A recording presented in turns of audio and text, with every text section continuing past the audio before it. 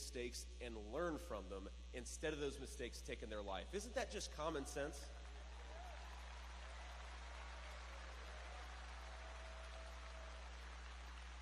President Trump wants to make our streets safe enough that your kids can make a mistake without it ruining their life. He wants to make our economy strong enough so that you can maybe start a business or start another job where doing and getting a second chance is not something that only happens to the lucky or to the privileged few, but happens to everybody who works hard and plays by the rules.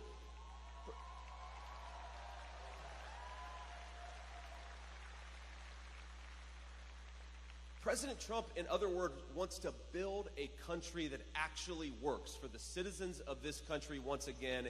He did it for 4 years. He did it so successfully for 4 years. We've never, think about this, my friends, we have never had an election where you have 4 years of one guy and 4 years of the other guy.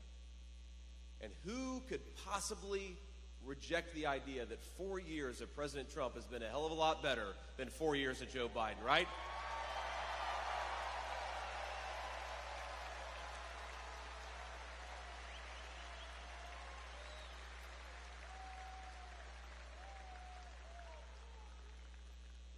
That's right. And we've got an opportunity to do it.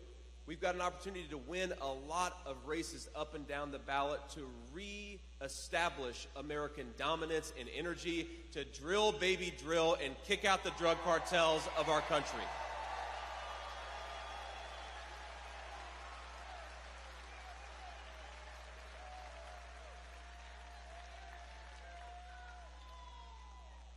Man, what are they putting the water in Grand Rapids here? You guys are a lot of fun.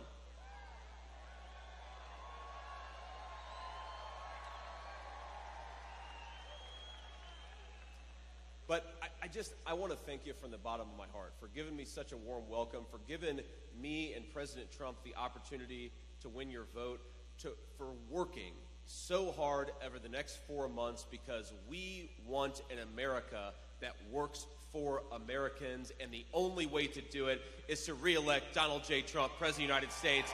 I'm going to do everything I can. I know you will too. God bless you, and thank you, each and every one of you, from the bottom of my heart. I'm so grateful, and I won't forget it.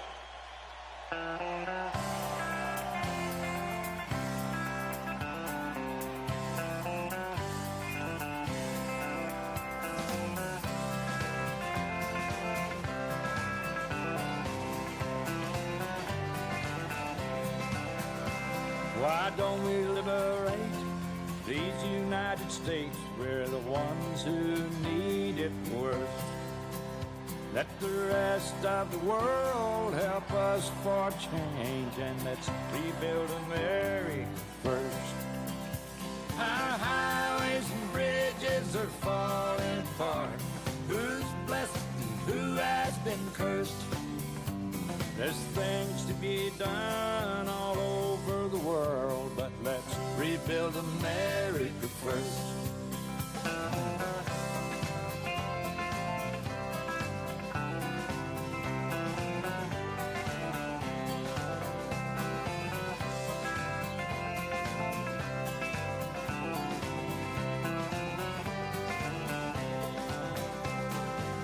Who's on the hill and who's watching the valley? Who's in charge of it all?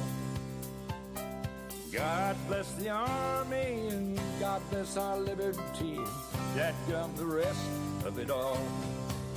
Yeah, men in position are backing away. Freedom is stuck in reverse. Let's get out of Iraq, get back on the track, and let's rebuild America first.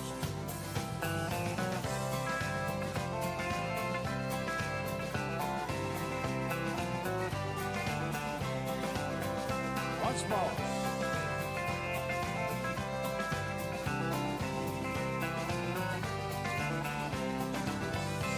Why don't we liberate these United States? We're the ones who need it the most. You think I'm blowing smoke? Boys, it ain't no joke. I make 20 trips a year from coast to coast.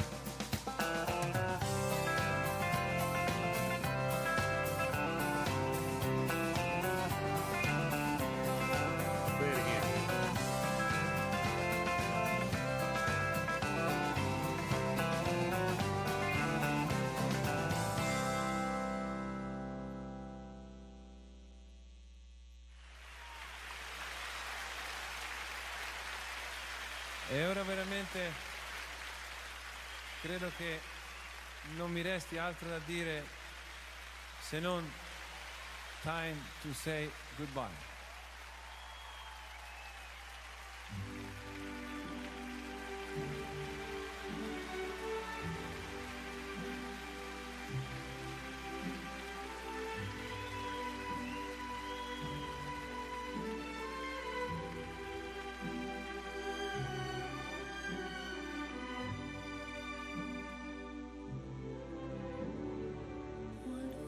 Sola sogno l'orizzonte e mancano le parole. Sì, lo so che non c'è luce in una stanza quando manca il sole. Se non ci sei tu con me, sì. Le finestre mostra tutto il mio cuore che è acceso. Chiudi dentro me la luce che ha incontrato per strada. Time to say goodbye. Paesi che non ho mai veduto e vissuto con te. Adesso sì li vivrò con te. Partirò sulla per mari che io lo so, non esistono più. It's time to say goodbye. Quando sei lontana sogno all'orizzonte e manca le parole. E io sì lo so che sei con me, tu mia luna, tu sei qui con me. Mio sole, tu sei qui con me, con me, con me, con me. Time to say goodbye. Paesi che non ho mai veduto e vissuto con te. Adesso sì li vivrò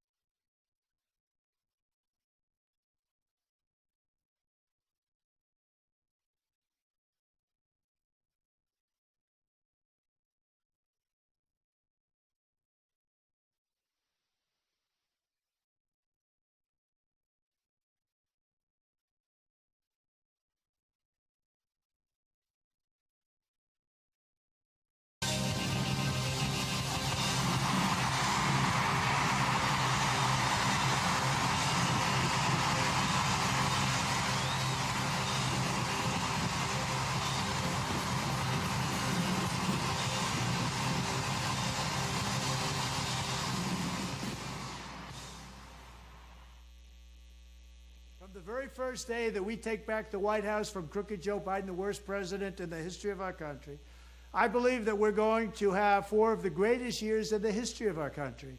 I will, once and for all, secure our elections. We're going to go to paper ballots. We're going to have same-day voting, voter ID. We're going to do it properly. We're going to have good, secure, beautiful elections. We never want what happened in 2020 to happen again. But until then, Republicans must win, and we must use every appropriate tool available to beat the Democrats. They are destroying our country. Whether you vote early, absentee, by mail, or in person, we are going to protect the vote. That's the most important thing we have to do, is protect the vote. Keep your eyes open, because these people want to cheat, and they do cheat, and frankly, it's the only thing they do well.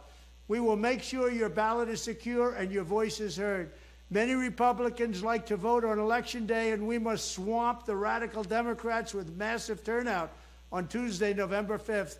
The way you win is to swamp them. If we swamp them, they can't cheat. It just doesn't work out. But if you can't make it, you need to make a plan, register, and vote any way possible. We got to get your vote. So with your vote, we will win a victory the likes of which no one has ever seen before. We will evict crooked Joe Biden from the White House, and we will take back our country on November 5th, 2024, the most important day in the history of our country. That's what it's going to go down as. Thank you.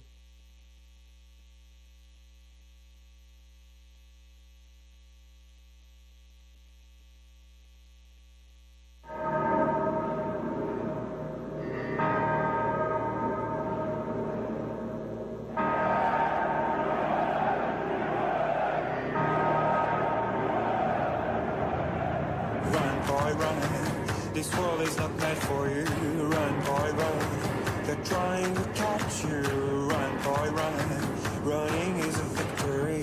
Run, boy, run. Beauty lies behind the hills.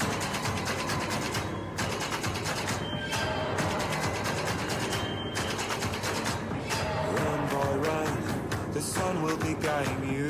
Run, boy, run. They're trying to stop you. Run, boy, run. This race is a prophecy. Run, boy, run. Break out from society.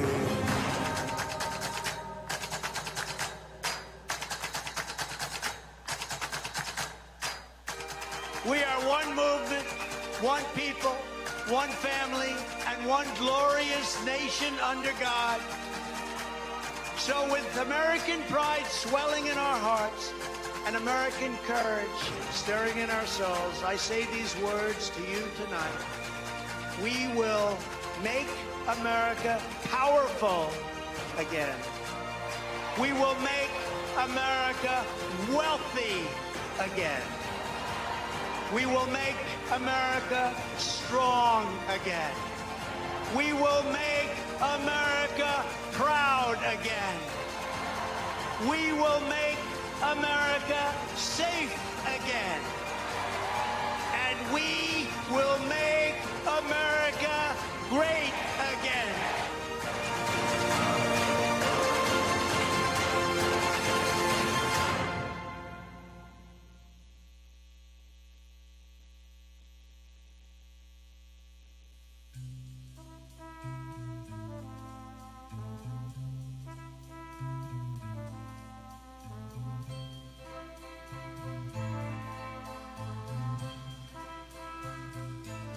There must be lights burning brighter somewhere. Got to be birds flying higher in a sky more blue. If I can dream of a better land where all my brothers walk hand in hand, tell me why, oh why, oh why can't my dream come true? Oh why? There must be peace and understanding sometime. Strong wind of promise that will blow away all the doubt and fear. If I can dream of a warmer sun where hope keeps shining, oh heaven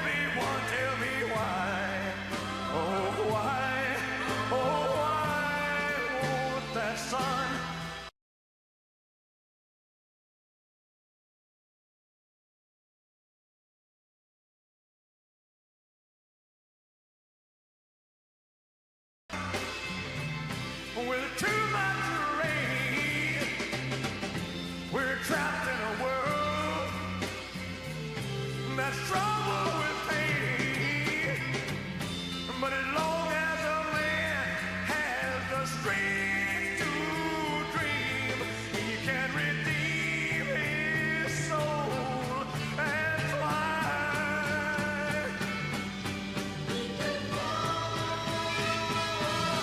Deep in my heart, there's a trembling question. Still I am sure that the answer's gonna come somehow. Out there in the dark, there's a beckoning candle. Oh yeah, and while I can think, while I can walk, while I can stand, while I can talk, while I can dream, please let my dream come true.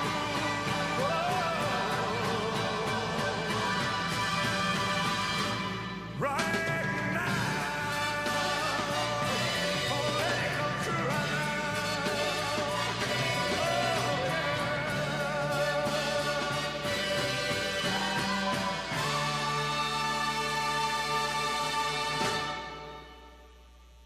Thank you. Good night.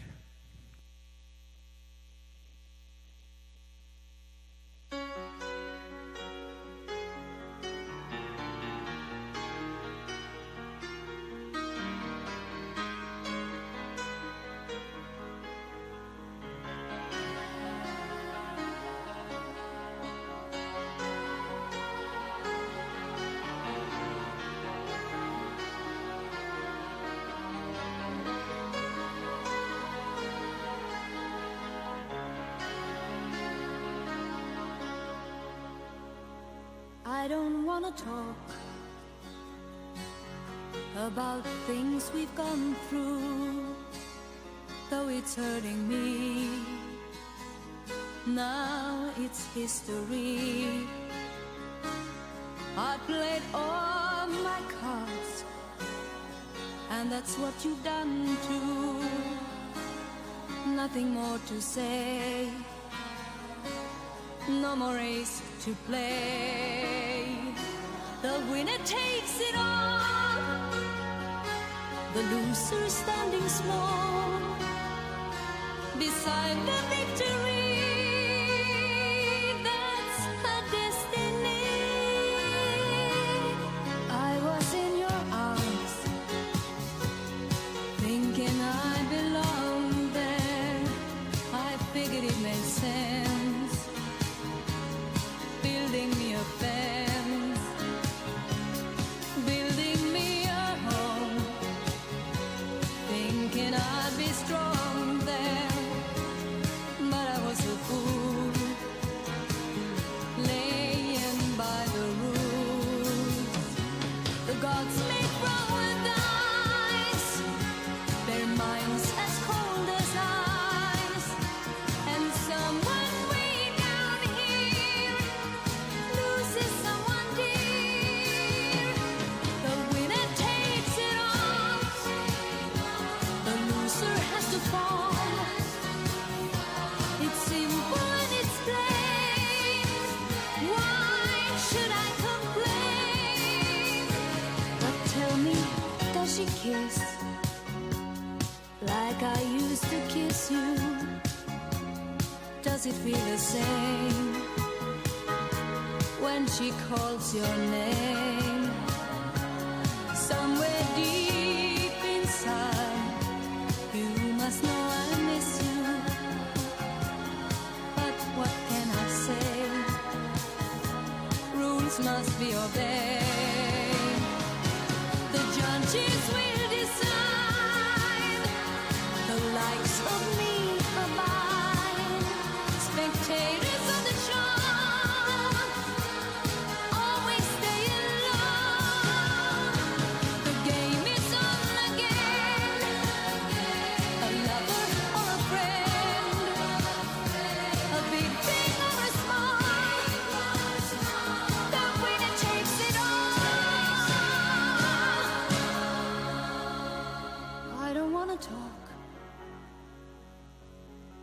If it makes you feel sad, and I understand, you've come to shake my hand.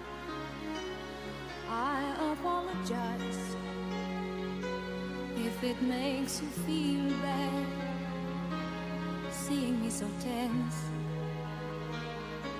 no self-confidence. But you see, the winner takes it all.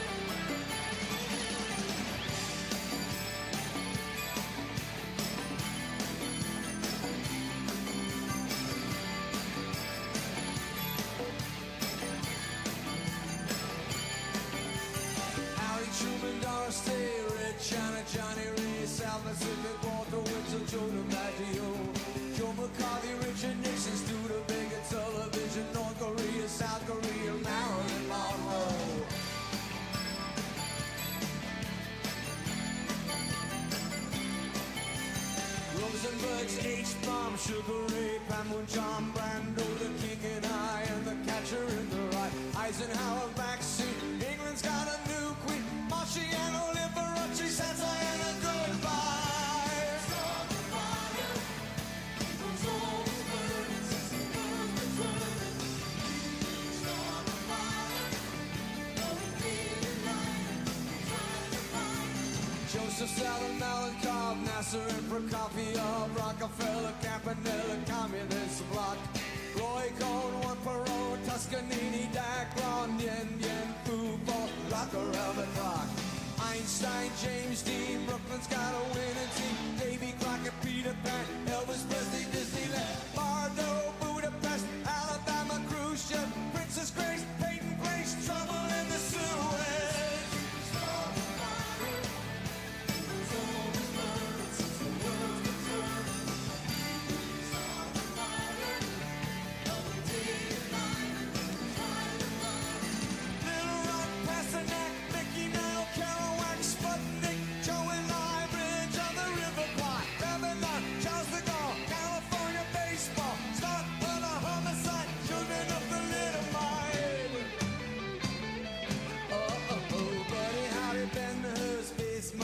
Hula hoops, Castro, Edsel, it's a no-go. You two, Sigmund Reed, Paola and Kennedy, Chubby Checker, Psycho, Belgians in the Congo.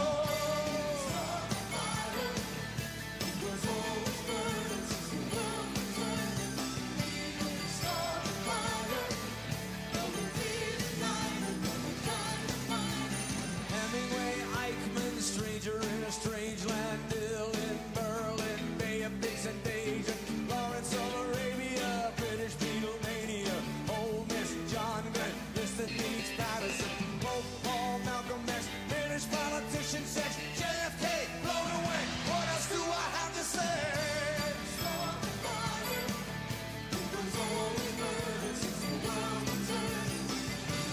Start the fire, though we didn't light it, though we tried to find it. Left control, Ho Chi Minh, Richard Nixon back again, moonshot, Woodstock, Watergate, punk rock, Reagan, Palestine, terror on the airline, Ayatollahs in Iran.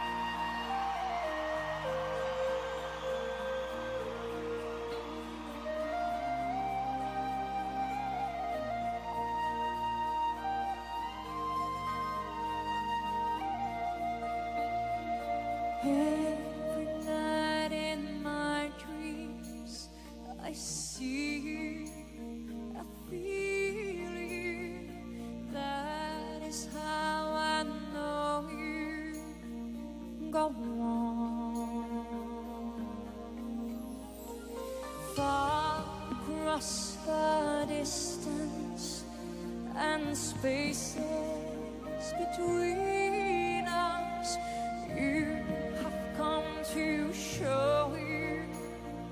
Go on. Near, far, wherever you are, I believe that my heart does go on. Once more, you open the door, and you're here in my heart, and my heart will go on and on.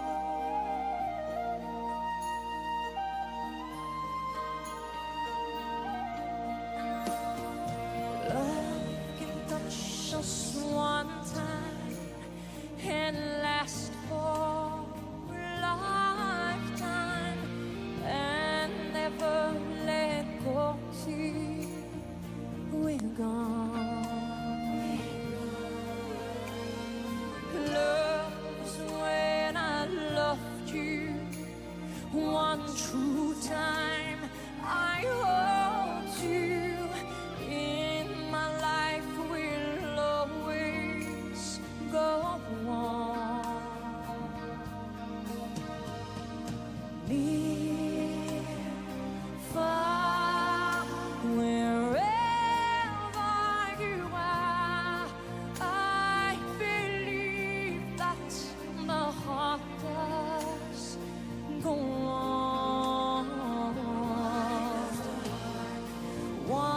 Once more, you open the door, and you're here in my heart, and my heart will go on and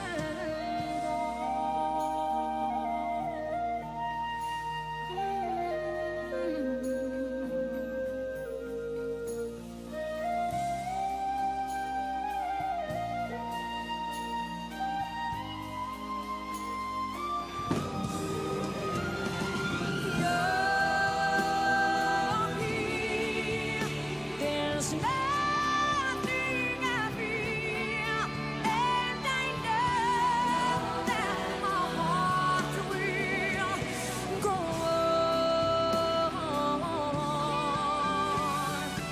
We'll say forever this way. You are safe in my heart, and my heart will go on and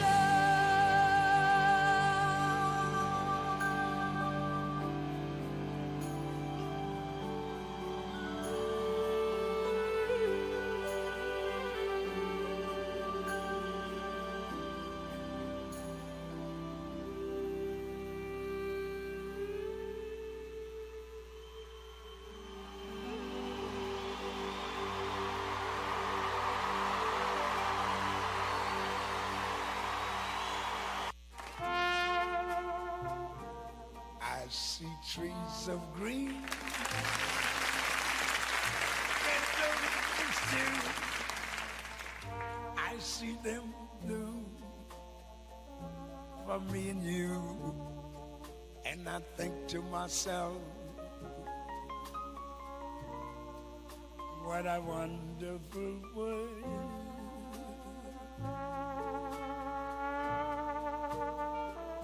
I see skies of blue, clouds of white, bright blessed days, dark sacred nights, and I think to myself, what a wonderful world.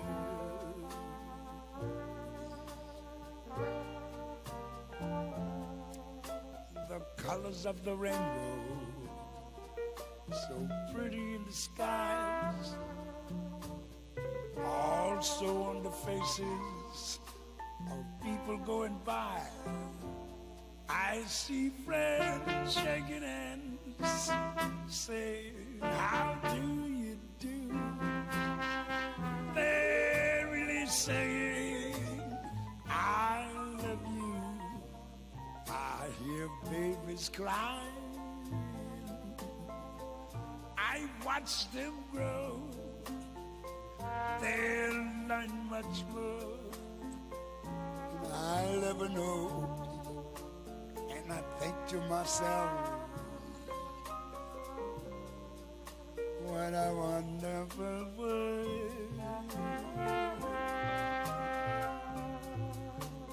Yes, I think to myself, what a wonderful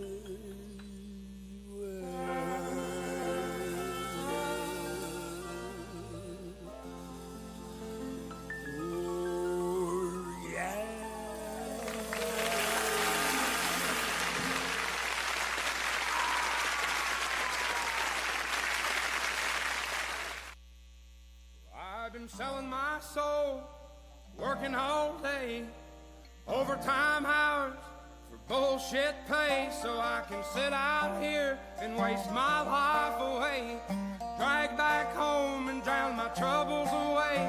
It's a damn shame what the world's gotten to for people like me, people like you. Wish I could just wake up and it not be true, but it is. Oh, it is living in the new world with an whole soul. These rich men north of Richmond, Lord knows they all just wanna have total control. Wanna know what you think, wanna know what you do, and they don't think you know, but I know that you do. 'Cause your dollar ain't shit, and it's taxed to no end. 'Cause the rich men, know the rich men.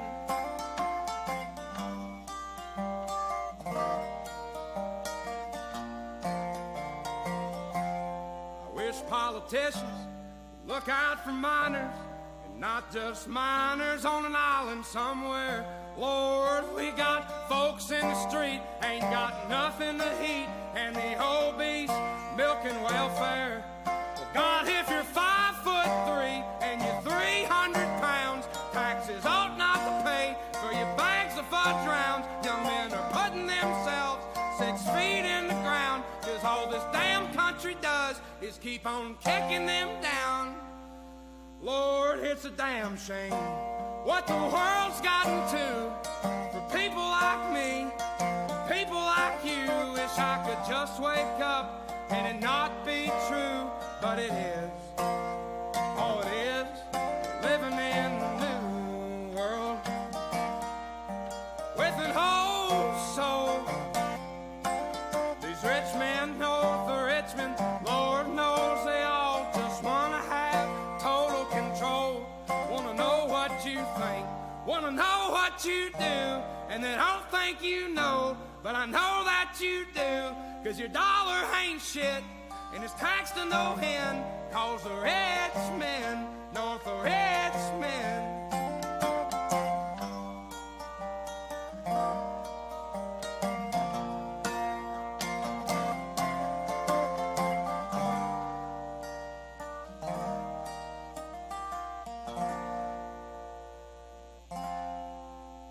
I've been selling my soul, working all day, overtime hours for bullshit pay.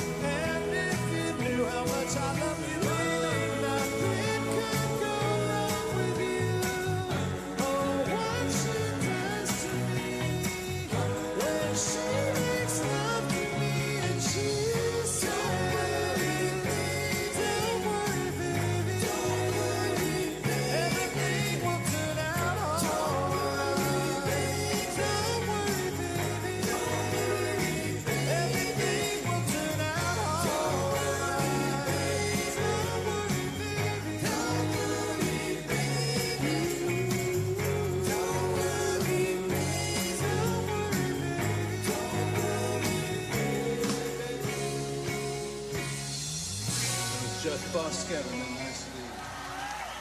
That video is for Operation Smile.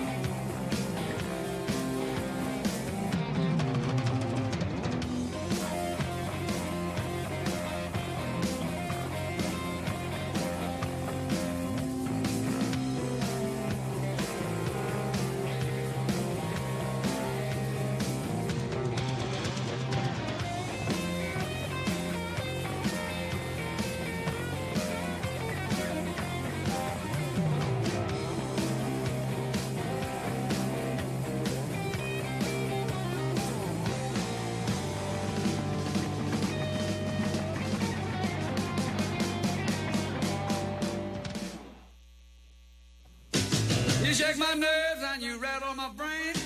Too much love drives a man insane. You broke my will, but what a thrill. Getting this wreck is just quitting balls of fire. I let the love all I thought it was funny. You came along and you moved me, honey. I changed my mind, looks fine. Goodness gracious, just quitting balls of fire.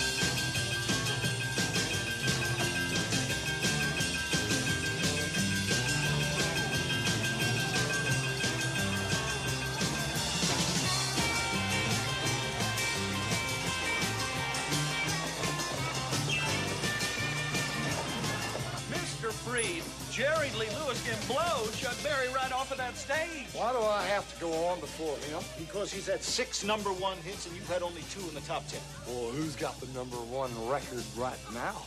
You. My point exactly. He should go on before me. Can't. It's in his contract that he closes a show.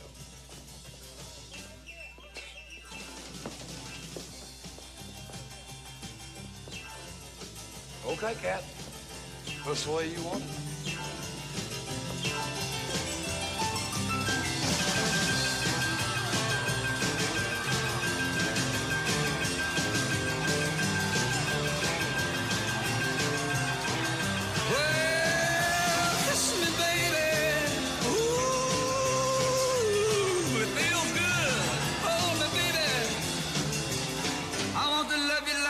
Should. You're fine, so kind. I got to tell this world that you're mine. I feel my nails and I tremble my thumb. I'm real nervous because the show is fun. Come on, baby, drive me crazy. Goodness gracious, quit balls of fire.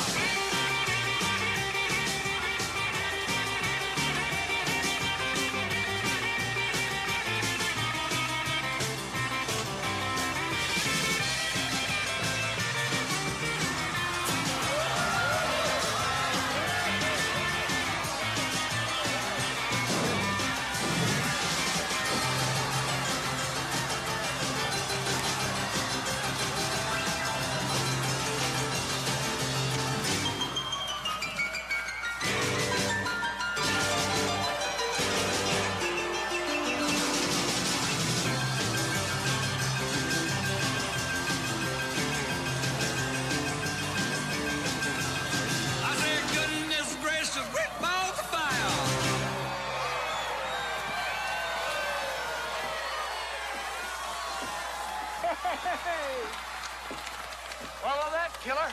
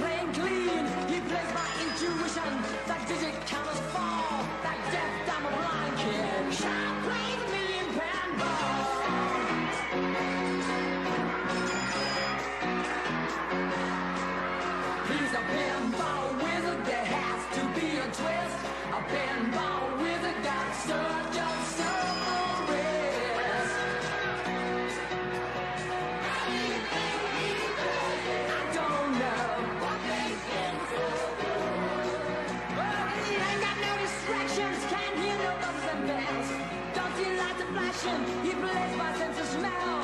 Always has a replay. Never tilts at all. That deaf, dumb, and blind kid sure plays the mean pinball.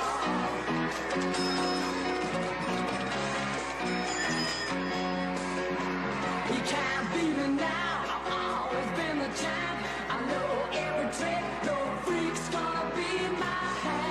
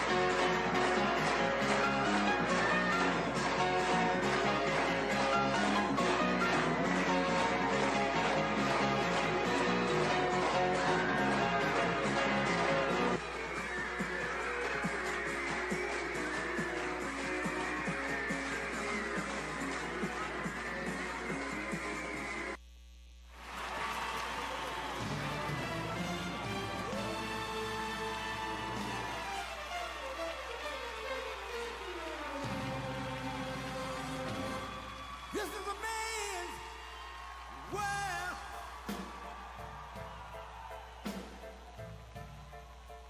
This is a man's world.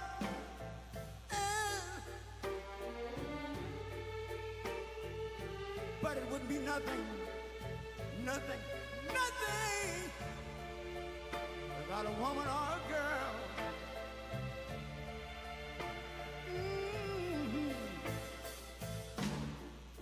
You see, man made the car to take us over the road. Man made the train, carry the heavy load. Man made the electric lights to take us out of the dark. And man made the boat of the water.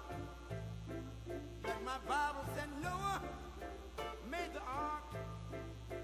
This is a man's world. Ow! But it wouldn't be nothing, nothing, nothing about a woman or a girl.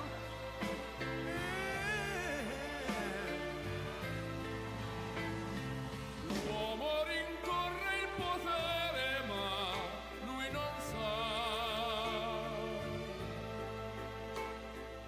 Nei grandi limiti ad essere come si parla. Nel palmo stringere un'idea che non vive, che nella sua fantasia volle, se non si accorge che poi nulla più senso c'è, si vive solo per sé.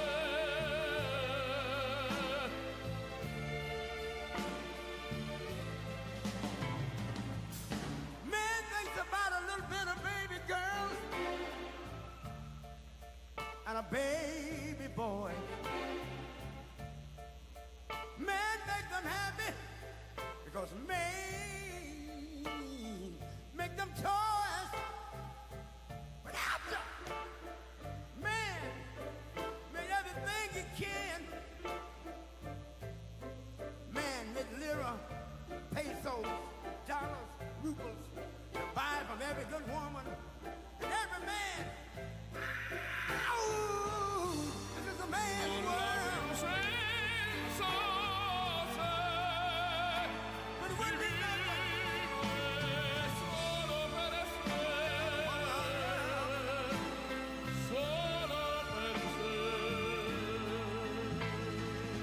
He's lost in the wilderness. It's a man's world. He's lost.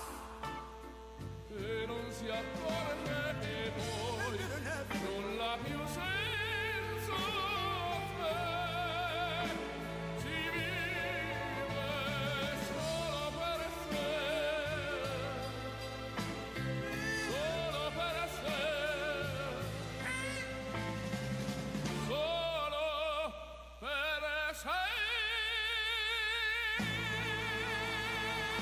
This is a man's world.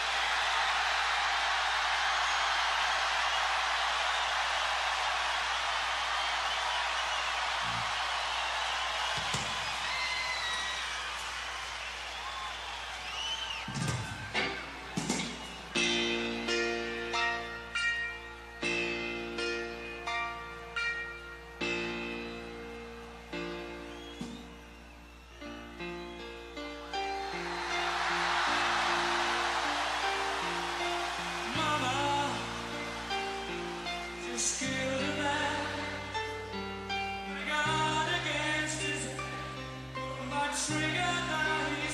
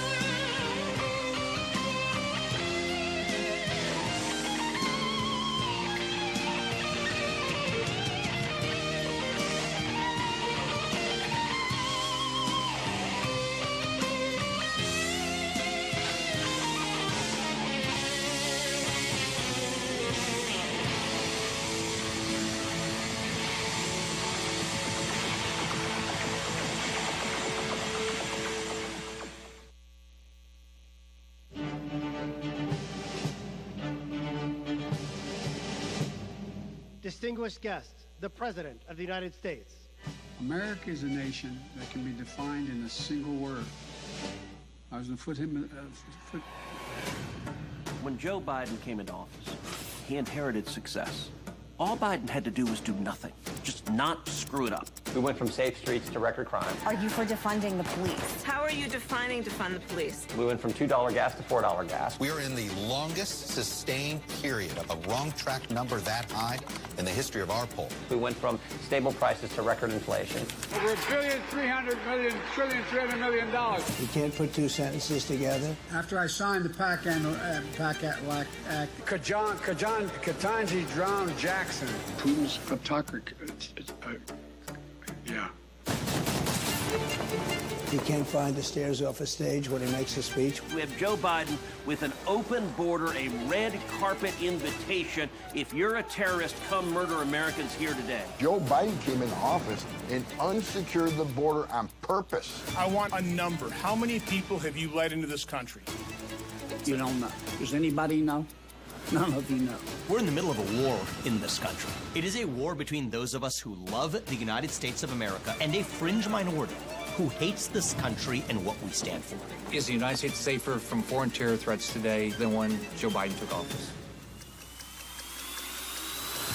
If you took the 10 worst presidents and added them up, they would not have done the damage to this country as Joe Biden has done. Trump handed him an economy on a silver platter. Raise your hand if you think President Trump's policies on the economy would be better for your family. All right, so that is everybody. 2, 10, 12, 15. Whoop, stepping on it's black. Anyway. Joe Biden, I don't believe he knows what he's doing. I really don't.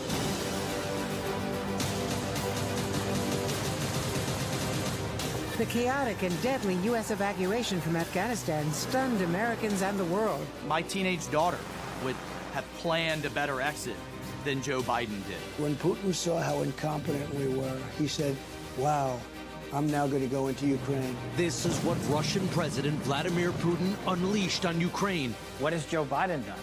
Allowed 2 wars to start on his watch in the Ukraine and the one in Israel. It is one of the darkest moments of the Biden presidency to date. It's almost like they intentionally tried to set the Middle East on fire. Hamas terrorists went door to door, slaughtering anyone they could find. We're going to end up in World War III because of this guy. He doesn't know what he's doing.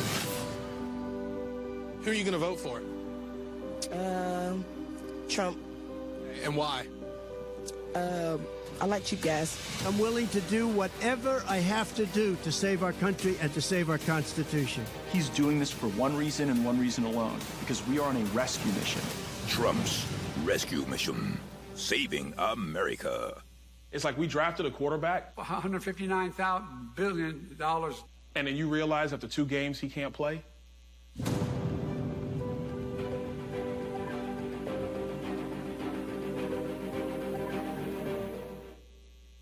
I can see what's happening. What? And they don't have a clue. Who? They'll fall in love, and here's the bottom line. Our trio's down to 2. Oh. The sweet caress of twilight. There's magic everywhere.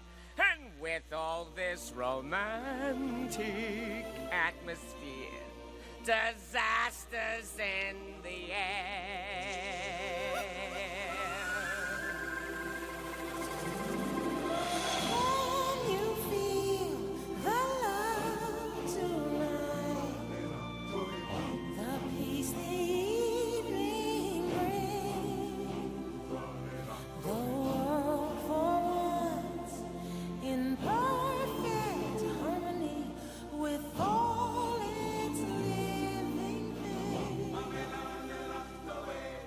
So many things to tell her, but how to make her see the truth about my past? Impossible. She'd turn away from me. He's holding back, he's hiding, but what I can't decide. Why won't he be the king I know he is, the king I see inside? Can you feel the love tonight? The evening rain.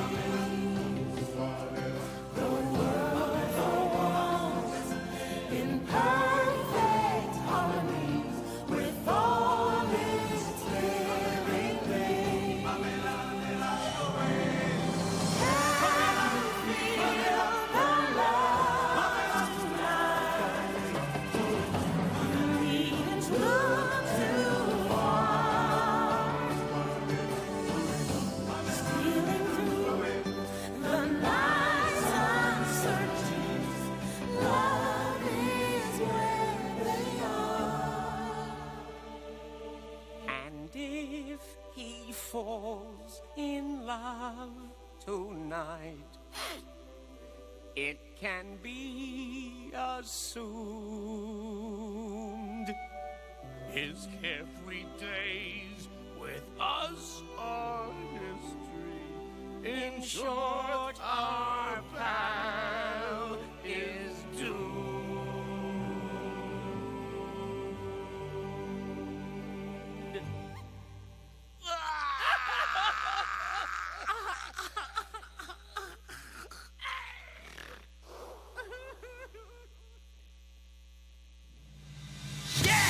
And I've set up and tore down this stage with my own two hands. We've traveled this land, packed tight in minivans. And all this for the fans, girls, money, and fame. I played their game and had to scream my name. I will show no shame. I live and die for this. And if I come off soft, then chew on this.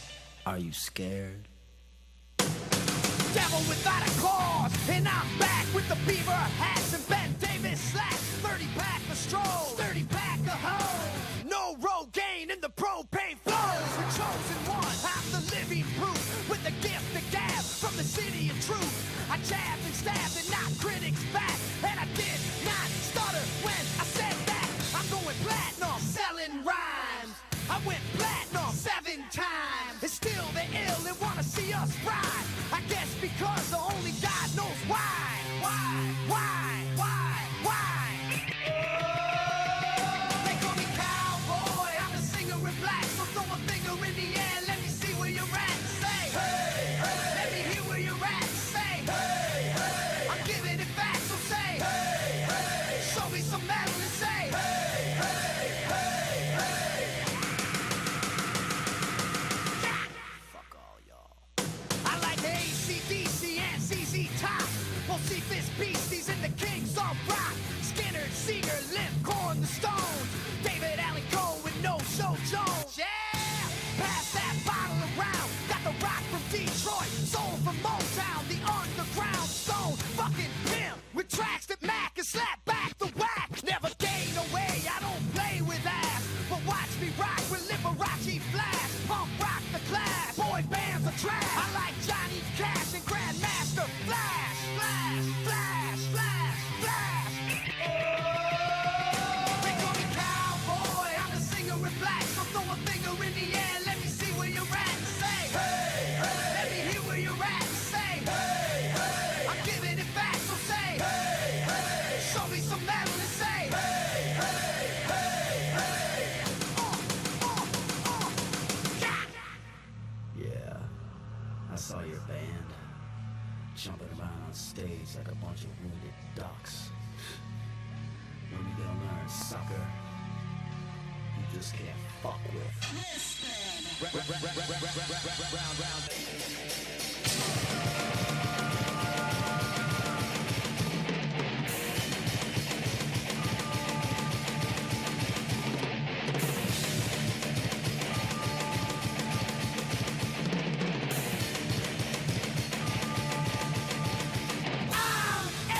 American badass, watch me kick. You can roll with rock or you can suck my dick. I'm a porno flick, I'm like Amazing Grace. I'm gonna fuck some hoes after I rock this place. Super fly, living double wide, sidecar my glide so Joe C can ride. Full sack to share, bringing flash and flare. Got the long hair, swinging middle finger in the air. Snakeskin suit, 65 Chevelle. See me ride and sin, hear the rebel yell. I won't live to tell, so if you do, give the next generation a big fuck you. Who knew I'd blow a black punk walk over? Said fuck high school, pissed on my diploma. Smell the aroma, check my hits. I know it stinks in here, cause I'm the shit.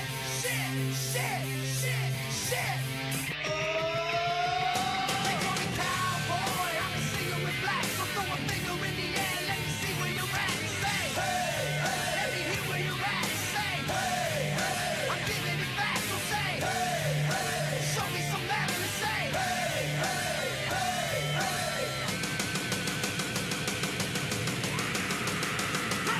I'm a cowboy, badass and black, singing, hey, hey, hey, hey. From side to side, from front to back, say, hey, hey, hey, hey. I put Detroit City back on the map for singing, hey, hey.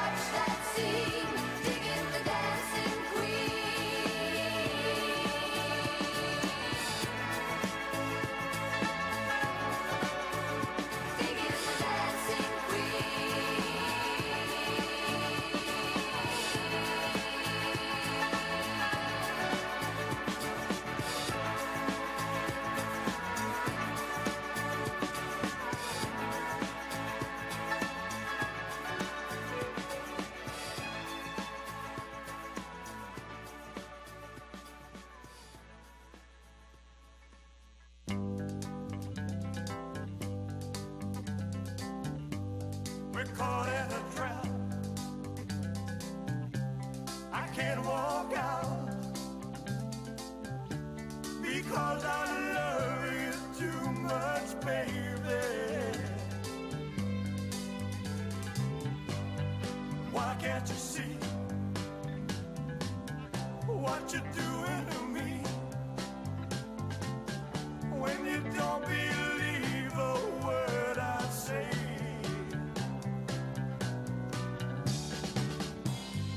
We can't go on together with suspicious minds.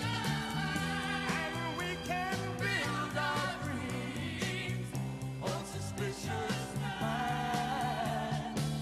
So if an old friend I know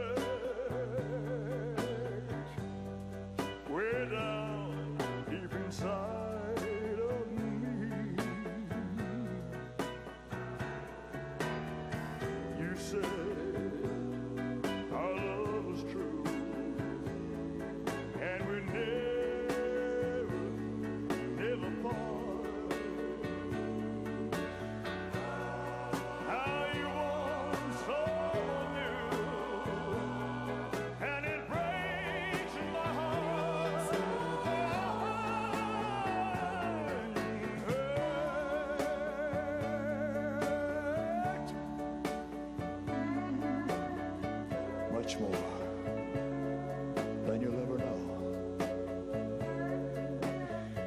Yes, darling, I'm so hurt because I still love you so.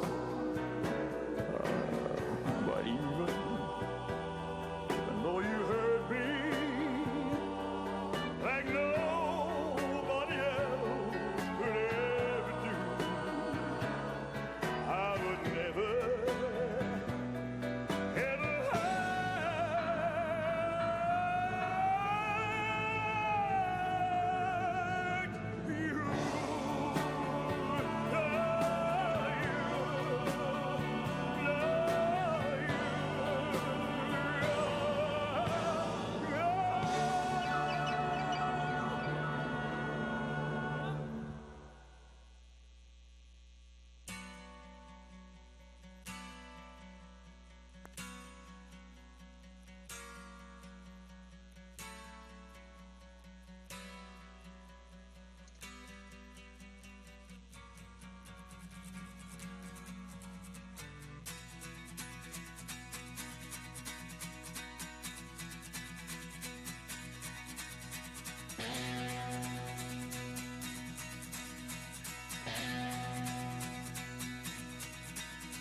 Ever since I was a young boy, I played the silver ball. From Soho down to Brighton, I must have played them all. But I ain't seen nothing like him in any amusement hall. That deaf, dumb, and blind kid sure plays a mean pinball.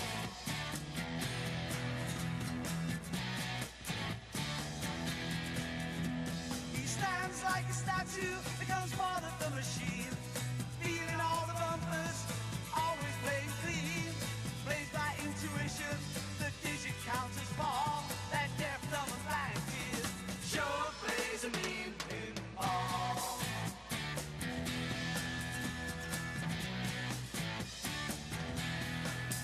He's a pinball wizard, there has to be a twist. A pinball wizard's got such a supper wrist.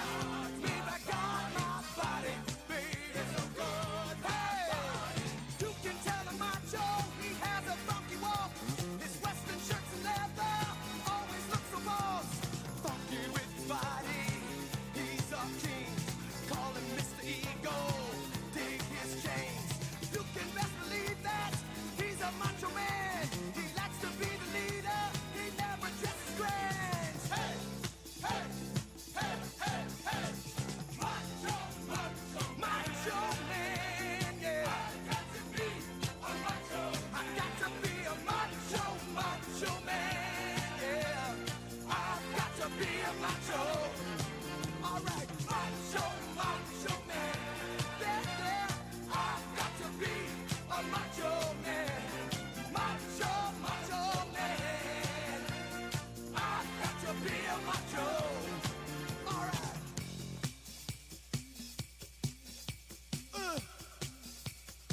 Macho, baby. Body, body, body. All right, body wanna feel my body, wanna feel my body, baby, body. All right, body wanna thrill my body, wanna thrill my body, hey, body. All right, body love to pop my body, love to pop my body, hey, body. Body is so hot, my body is so hot.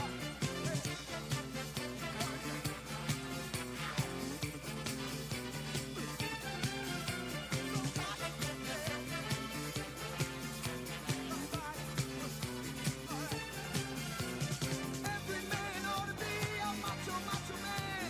To live a life of freedom, machos make a stand.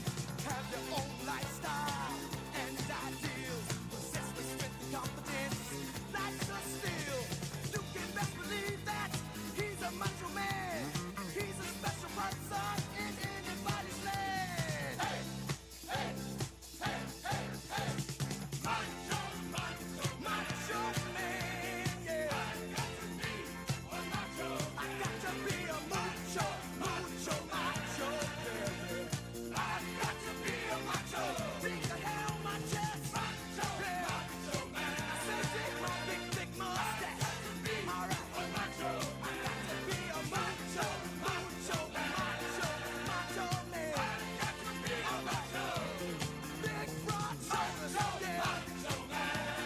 Get my muscle. I got to be a macho man. Talking about a macho, macho man, macho man. I got to be a macho.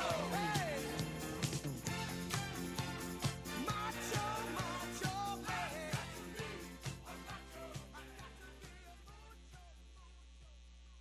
Ladies and gentlemen, please welcome the next Vice President of the United States, Senator JD Vance.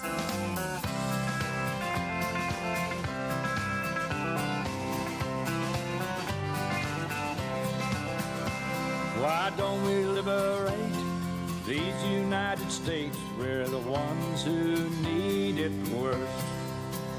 Let the rest of the world help us for change, and let's rebuild America first. Our highways and bridges are falling apart. Who's blessed and who has been cursed? There's things to be done all over the world, but let's rebuild America first. Well, I have the distinct honor of getting to talk with you again, but for this time, to introduce the next President of the United States, Donald J. Trump. But before I do, let me just say, sorry.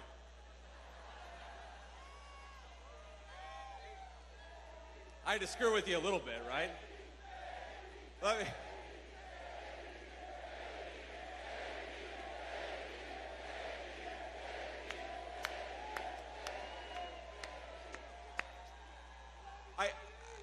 How do you introduce the guy? You know, pretty much everybody knows everything about him. They know he was a great president, and we want to make him president again. But you know, what I thought I'd say is, you know, what are the qualifications you need to be a good president? Well, number one, you need to love this country, right? We got a lot of leaders who don't love this country, but there are, frankly, if we're being honest, a lot of people who love this country you wouldn't want to make president just because they love the country. You need something else. And when I wrote my convention speech, and I wrote it mostly myself, had some help from some friends, but I was looking at the history of President Trump's engagement with this country, and one of the things that jumped out at me is if you think about the biggest mistakes we've made as a country, the things that have hurt my home state of Ohio, this state, Michigan, the most, you kind of run through the list of things. I'd start with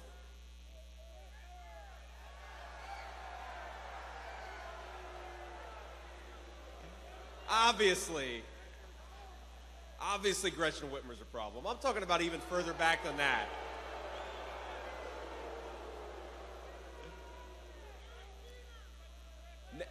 NAFTA.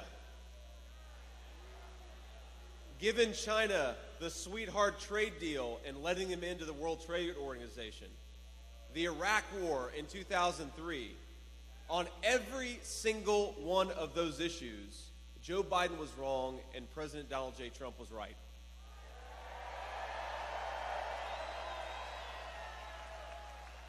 Even though he was a real estate developer in New York, he knew instinctively what this country needed and how to put the interests of the citizens of this country first. Now, we had a hell of a 4 years with President Donald J. Trump, didn't we?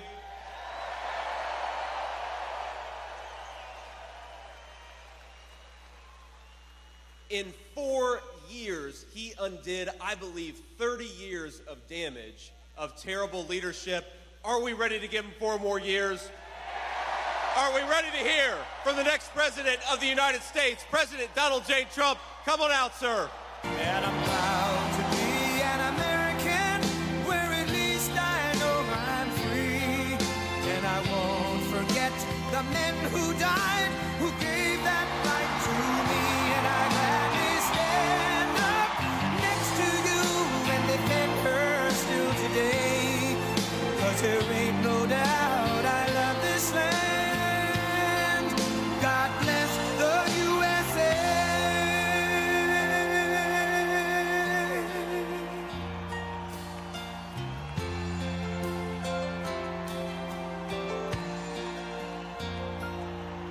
From the lakes of Minnesota to the hills of Tennessee, across the plains of Texas, from sea to shining sea, from Detroit down to Houston and New York to LA, where there's pride in every American heart, and it's time we stand and say that I'm proud to be an American, where at least I know I'm free. And I won't forget the men who died, who gave that right to me. And I gladly stand up next to you and defend her still today. 'Cause there ain't no doubt I love this land. God bless the USA.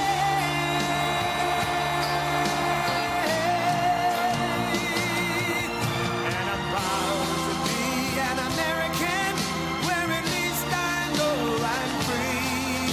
And I won't forget the men who died, who gave that right to me. And I gladly stand up next to you and defend her still today. 'Cause there ain't no doubt I love this land. God bless the USA.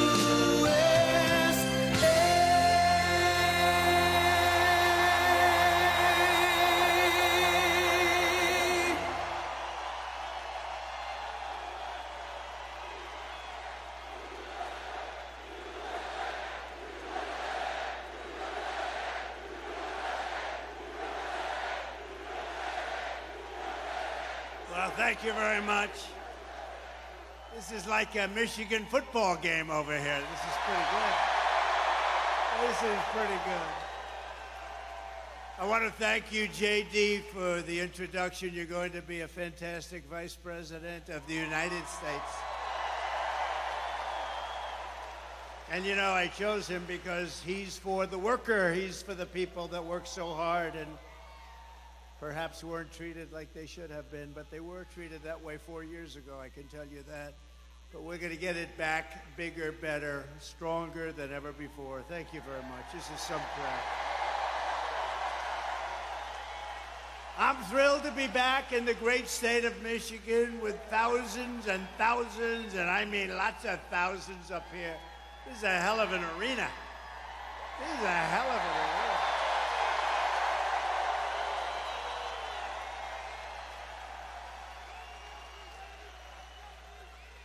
But you are the hard-working patriots that we love. You know, they have crowds of people outside. You're not even going to believe it. They go blocks and blocks. But let's forget about them, right? Let's forget about them. Let me begin this evening with a very special thanks to Americans nationwide, including all of you here today, for your extraordinary outpouring of love and support in the wake of the horrific last Saturday event. And when you think of it, it was exactly 1 week ago today, almost to the hour, even to the minute. Yeah.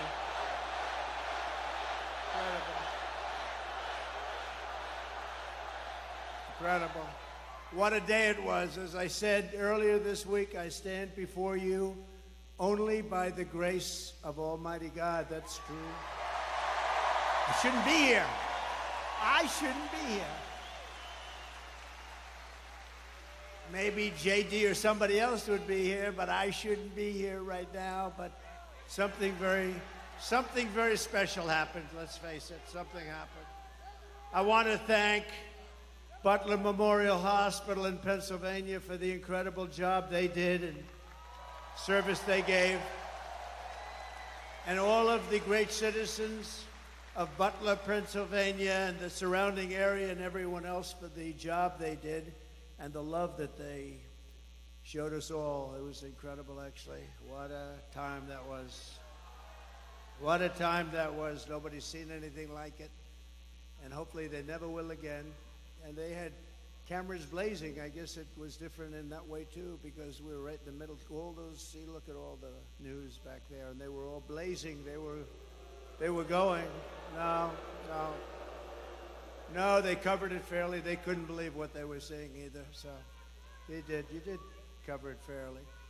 Let me also thank Congressman Ronnie Jackson from Texas. You know Congressman Ronnie Jackson, for the care and treatment he gave me as an outstanding doctor, which he is. He's really an amazing guy. Where's Ronnie? Doc Ronnie's here someplace.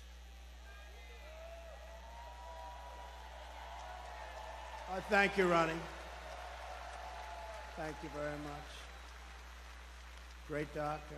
He was a great admiral, a great doctor. He's a White House doctor for Bush, Obama, and a guy named Trump. And they said, who was the healthiest of the three? He said, not even a question, Trump. And I said, I love that guy. I love that guy. When he said that, that was my doctor. Even if he's a congressman, that was my doctor. But he's been a great congressman. Thank you very much, Ronnie, for everything. We appreciate it. Ronnie Jackson. We continue to pray for the recovery of the two citizens who were wounded in that evil attack, David Dutch and James Copenhaver, two really incredible people. We remain in contact and send our deepest respect to the families. Corey, as you know, Corey Comparator was a brave firefighter who died, funeral yesterday, shielding his wife and daughters from bullets. He shielded them from the bullets of this horrendous person. Corey was a hero, and we will carry his memory in our hearts for all time. Great hero.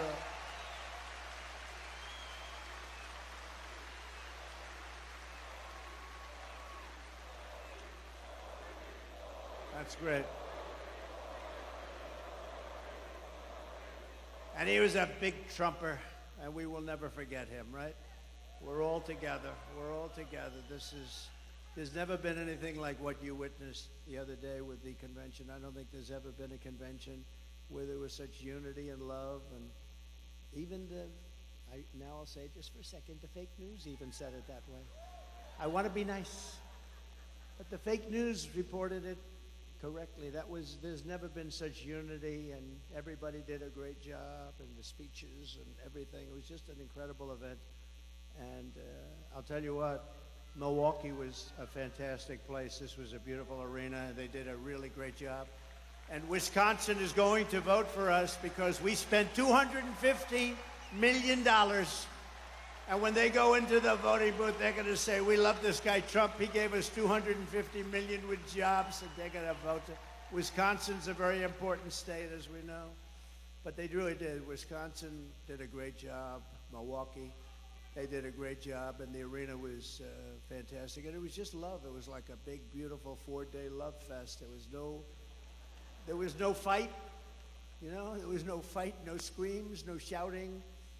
No, get that guy off the platform. And in case there was, we had the Hulkster with us, right? How good was he?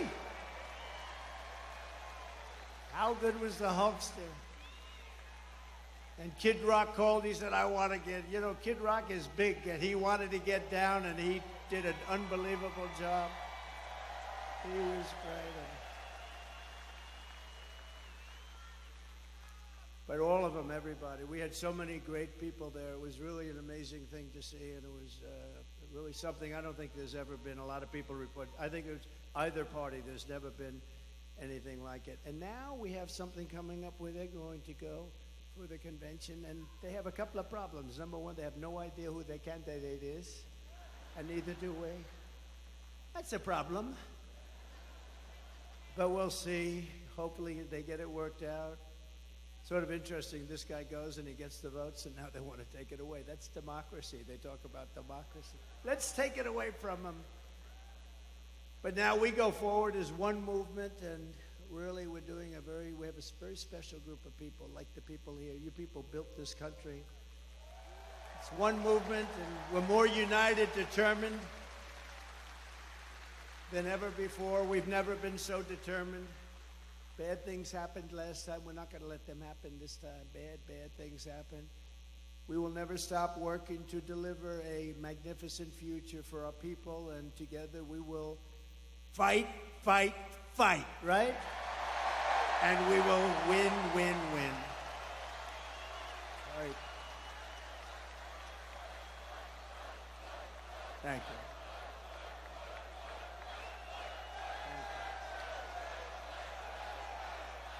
I like this place. You ever walk in to a place and you say, I sort of like this place? Less than 4 months from now, we are going to win Michigan. We are going to take back the White House in a monumental landslide. And with your help, we are going to make America great again. Right?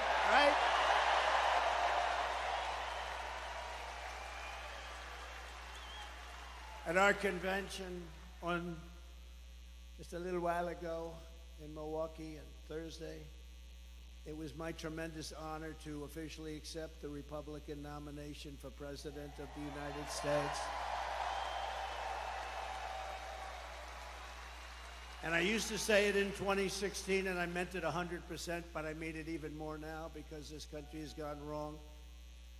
We're a failing nation. We're really a left-at failing nation right now. This will be the most important election in the history of our country. This is going to be the most important election. We cannot let it slip by. We cannot let people cheat. We cannot let this slip by, or we're not going to have a country. Because I do have other things I could be doing. It would be a lot easier. Although I'd rather be with you than sitting on some gorgeous beach watching boring waves coming in. No, I would rather be. Actually, I would. You know that. I think that's one of the reasons we've been so successful together. You know I mean that, too. But we're going to make our country more successful than ever before. Yet even as we gather this evening, we will, and take a look, still the Democratic nominee, we're going to find out shortly, maybe, I don't know. Let's do this. Let's do a poll. You know, I love doing polls, right? Like I do a poll. I do lots of polls. Like, do you like Make America Great Again, or do you like America First, or do you like them both? I like them both, right? But let's do a poll on candidates. Ready? So I'll go. We're going to do a poll on a few candidates. The press will like this because they won't have to pay for the poll. You know, you do these crazy polls and they charge you $250. Look, there's Mr. Wall. This guy is the greatest guy. This guy. He must have a lot of money because he's at so many different rallies. And he was at the one, that was a tough one, wasn't he? That was something. You were right up in the front. You saw that. That was something. We're going to do a poll, and it's going to be a very nice poll. And right? Who's your favorite candidate? Who would you like? Let's do it. Who would you most like to run against? Because, you know, you could say, who's the best candidate? We're saying, who would you like to? We'll start with Kamala Harris, and then we'll go, to crooked Joe Biden, and then we could possibly discuss a few. So who would you like to most run against if you're us, if we want to win? Ready? Kamala Harris, crooked Joe Biden. All right. I don't think we have to go too much further. Well, you have a terrible governor here who did a terrible job. Whitman. I'd like to run against her, actually. I'd like to run against her. So she's one of the 20 that I mentioned. She's the one that gave her husband full right, title, and interest to everything, but nobody else could do anything but her husband. Her husband was sailing in the middle of your lake, your beautiful lake. He's out there sailing, and everybody else had to be locked up, right? Her husband. No, but things like that are mentioned during a campaign, little things like that. No, she's done a terrible job, but I'd be very happy with her. At this very moment, Democrat Party bosses are frantically trying to overthrow the results of their own party's primaries to dump crooked Joe Biden from the ballot. Couldn't happen to a nicer guy. And as you're seeing, the Democrat Party is not the party of democracy. They're really the enemies of democracy. The parties of corrupt insiders like Whitmer, special interests, and the failed political class. That's what they are. Under our leadership, the Republican Party is now the party of the people. We're the party of hardworking Americans of every race, religion, color, and creed. We've become a very big party. We've become, right, fellas? You know what I'm talking about. I love you guys. We love you guys. No, we become a very big party. We have increased in size. Nobody's ever, honestly, in history, there's never been anything like this movement. And that may be in the history of the world, but let's keep it down to the country for right now, because that's the thing. But there's never been anything like MAGA. When Biden says, we have to stop MAGA, we will stop MAGA. I said, he doesn't know what MAGA stands for. It stands for Make America Great Again. How can you be against that? How can you be against that? And you know, the other side's going around trying to make me sound extreme, like I'm an extremist. I'm not. I'm a person with great common sense. I'm not an extremist at all. Like some on the right, severe right, came up with this Project 25, and I don't even know. I mean, some of them I know who they are, but they're very, very conservative, just like you have. They're sort of the opposite of the radical left, okay? You have the radical left, and you have the radical right, and they come up with this, I don't know what the hell it is, it's Project 25. He's involved in Project, and then they read some of the things, and they are extreme. I mean, they're seriously extreme. But I don't know anything about it. I don't want to know anything about it. But what they do is misinformation and disinformation, and they keep saying, he's a threat to democracy. I'm saying, what the hell did I do for democracy? Last week, I took a bullet for democracy. What did I do against democracy? Crazy.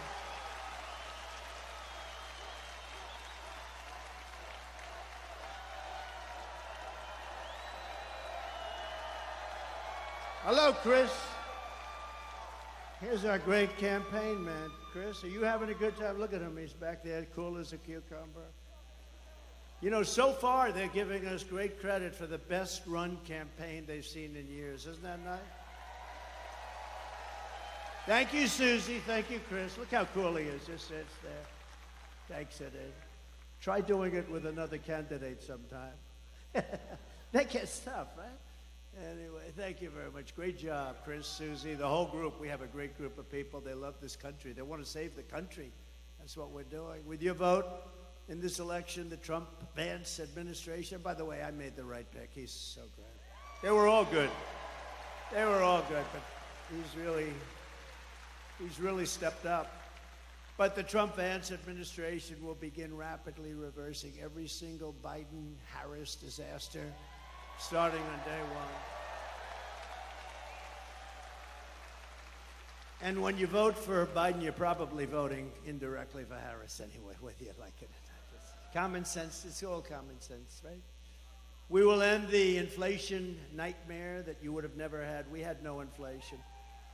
See, there's another thing. Biden always goes around, I inherited 9% inflation. And even the radical left reporters up there, look at all of them. Whoa, they have a lot. They have a lot of them. They have a lot of them. Look at those cameras. But they'll start turning off as soon as I start mentioning certain things. I'll say, the red light just went off.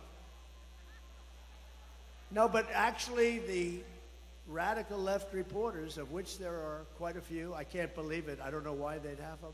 But the radical left reporters say, the guy's right. You know, wasn't it until 2 years in that we became destroyed with inflation? Inflation is a country buster. It's a class buster. It busts everything. Low income, middle income especially, and they get they're busted. The country gets busted. Look at Germany from centuries ago. Look at every country that's had inflation. And we had, I believe, the greatest inflation in the history of our country. They don't even report it properly because they leave the worst numbers out. They don't talk about interest rates that went to 10, 11, 12%, and you can't get the money. So what does that mean, 12% if you can't get the money? It means it's higher from 2%. We will seal the border, and we will stop this terrible invasion that's destroying our country.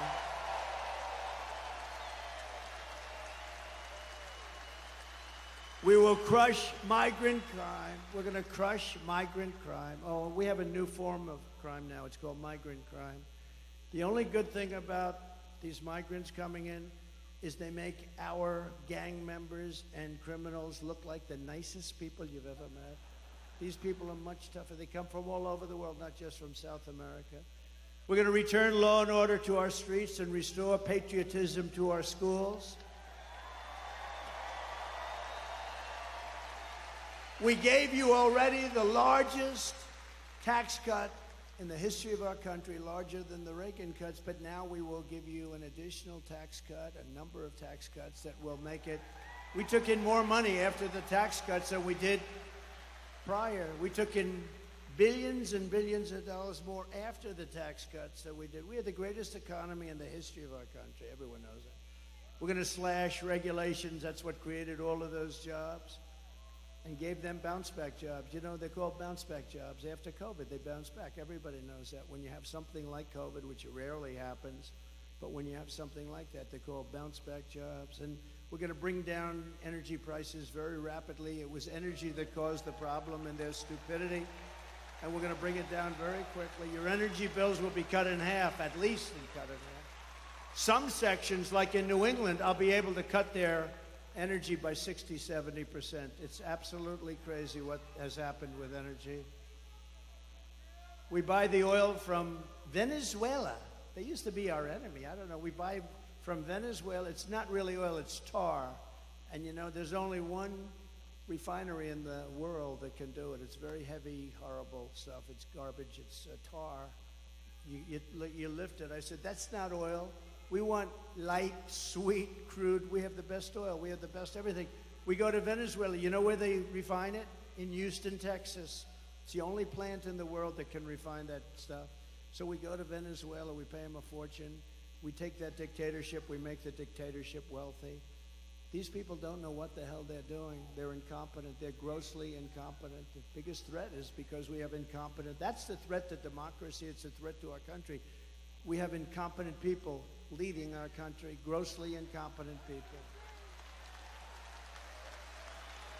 America's enemies will fear us. The United States will again command the respect that it deserves. Viktor Orban, the very powerful leader of Hungary, said, when asked what happened with the world that's falling to pieces, there are wars all over, he said, bring back Trump, it'll all end. It all ended. We had no problem in the world.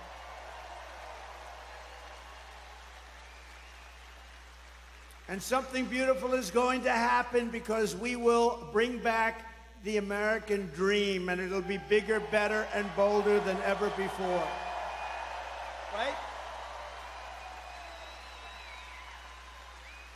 And most importantly, for the people of this great state, you know, years ago, they gave me in Michigan the Man of the Year. That was long before I was a politician. I was a business guy, I did well, I liked the state, but I don't know, I heard Man of the Year, Michigan. I said, that's cool, that's good. I'm going to make that trip. I didn't know why they were giving it to me, nothing, but they were giving it to me for, I guess, the fact that I employed a lot of people. I did real well. This is probably 14 years ago. And I came in and I said, why do you allow foreign countries like Mexico? You know, Mexico's, we think of them as friendly, but they haven't been too friendly lately. How about where they asked Biden to meet, just to meet? They want $2 billion to meet. They wouldn't ask that. See, they wouldn't even ask me that because I'd say, I will put 100% tariffs on everything you send into a country if you even think about asking. They want $2 billion to meet. In other words, we won't meet with you unless you pay us $2 billion. And this is every single year. They want $2 billion. No, it works the opposite of that, the exact opposite. But you know, when you see the things that are happening to our country, and all you have to do is know how to speak.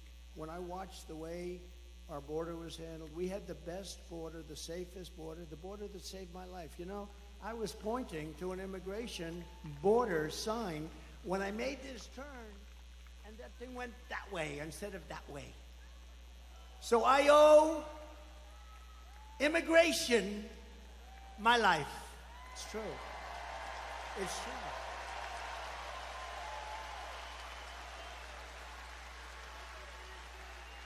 Now, think about it. I'm talking thousands and thousands, much more than even this. I mean, we're restricted because you're in this giant arena. That's the one thing about outdoor that's good. You can have unlimited. Thousands and thousands as far as the eye can see. Nobody's over here or over here because there's nobody there. It starts like this, as far as the eye can see. And I said, look at the great results that we had on immigration. Just look at them. If I didn't say that, and it's because we had like a crane holding this massive sign, I call it the $1 million sign, that they're expensive. But that sign was very good. I think I'm going to sleep with it tonight. I'm going to sleep with it tonight. I said, what was that? What was that? Whew. Then I looked, I said, that's not good. That's not good. So it was immigration, if you think about it, right?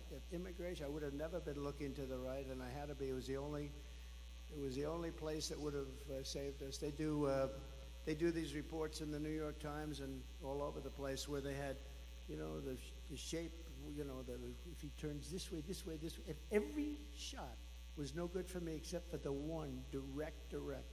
It came whizzing by, and I hope we have to never go through that again, everybody, because it's so horrible. But most importantly, for the people of your state, this great state, I will rescue the U.S. auto industry from obliteration. They're going to obliterate your auto industry. And anybody that votes for the head of the United Auto Workers, that guy doesn't know what he's doing. He's approved all electric cars. And you know, Elon, I love Elon Musk. Do we love him? I love him. And I'm constantly talking about electric cars, but I don't mean I'm I'm totally for them, but whatever the market says, and if it's 10% of the market, 12%, 7%, 20%, whatever it is, it's okay. But you can't have 100% electric cars.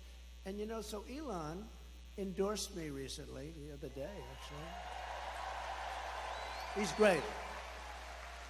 Elon Musk.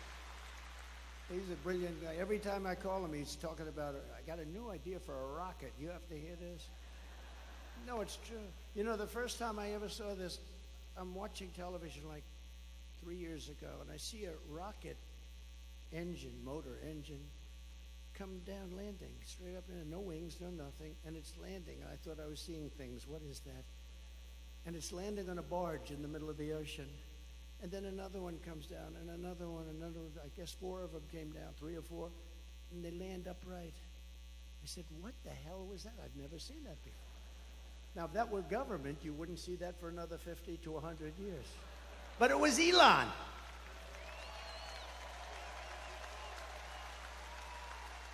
Now, think of that.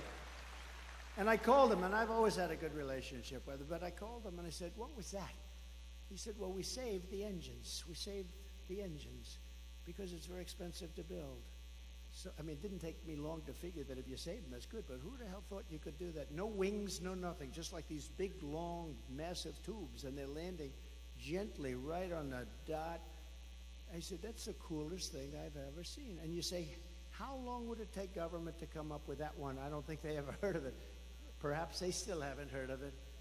But, you know, he's a very advanced person. And he's doing other things that are great. And so are others. We have to make life good for our smart people, you know? We have some smart people. We have to make life good for our smart people. And he's as smart as you get. But Elon endorsed me the other day, and I didn't even know this. He didn't even tell me about it. But he gives me $45 million a month. A month. Not 45 million. Gives me $45 million a month.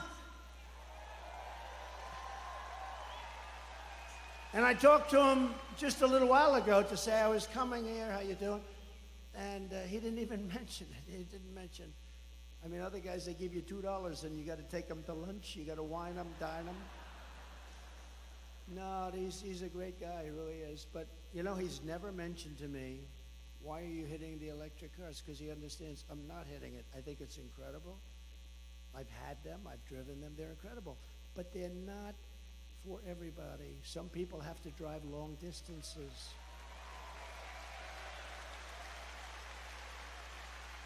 And they tend to be more expensive. And, you know, they'll probably be made in China because China has all of that material.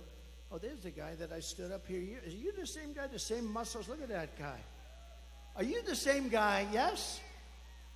No kidding. It's pretty good memory, right? Unlike somebody else that I happen to be running against. You wouldn't. Come on up here. Get up here.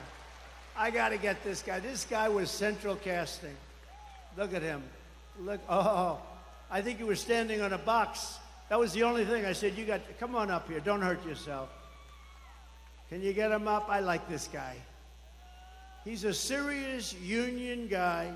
A United Auto Workers. You look at him get over there. It's okay. He does not carry guns. He's not. Come on up here. Look at him. Look at his shape he's in. I'm glad to see you. I'm glad to see you. I'm glad to see this guy.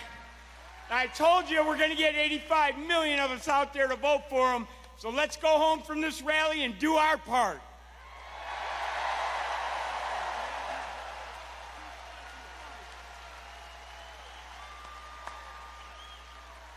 Look at the arms on him. I may have height, but his arms are definitely more powerful, huh? Look at that guy. Now, last time I was here, I saw him, and he was so great, and he was agreeing with us on auto. We want to bring car manufacturing back, and what the deal with this thing with the all-electric cars in 6 years from now? It's ridiculous. You know, in the Midwest, they open up chargers. They opened up 8 chargers. You read about this. $9 billion they spent for 8 chargers. That's like a gas pump. I guess it would be like the equivalent of a gas pump for electric, right? They spent $9 billion on 8 chargers. This is 8 little chargers. $9 billion. How do you do that? It would cost at that rate $5 trillion to create enough chargers so it could run. It doesn't work. And it doesn't work the trucks either. I was with Swift, big Swift company. How many trucks you own? 29,000, sir. 29,000? That's a lot of trucks. One of the biggest, I guess like the biggest. I think he's the biggest, right? And he said, they want to destroy our business. They want us to go all electric. I said, so what's wrong with electric? I said, if you take a big, beautiful, like Peterbilt or one of the great manufacturers, how many times would you have to stop from New York to Los Angeles? None, sir. We go right there. We have some left over. Really? That's with diesel. I said, what about if it's electric? We have 6 to 7 stops, about 3 hours each. So immediately he's saying, that's not working too well. He said, but there are other problems. He said, the truck is so much heavier that you'd have to rebuild every bridge in the country. That doesn't sound too good, right? And then the third thing, he said that the battery is so much bigger than a tank, a big tank for the diesel or for the gasoline, but the diesel mostly. It's so much bigger that most of our payload would be holding batteries. In other words, we wouldn't have any room for the product. So let's say you hear those 3 minor details.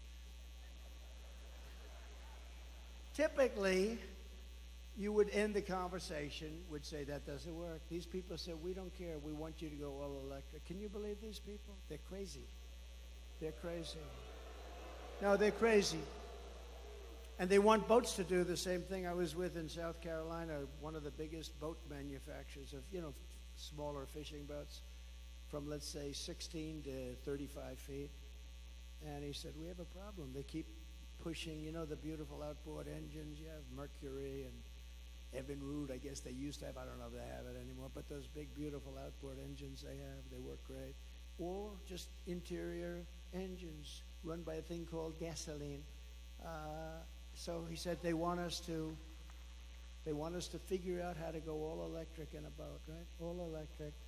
I said, well, what is the problem? He said, we'd have to take the entire lower cabin where we have bedrooms, and we'd have to make that into a battery. But the bigger problem is, sir, it won't float because it's so heavy. It won't float. It won't float.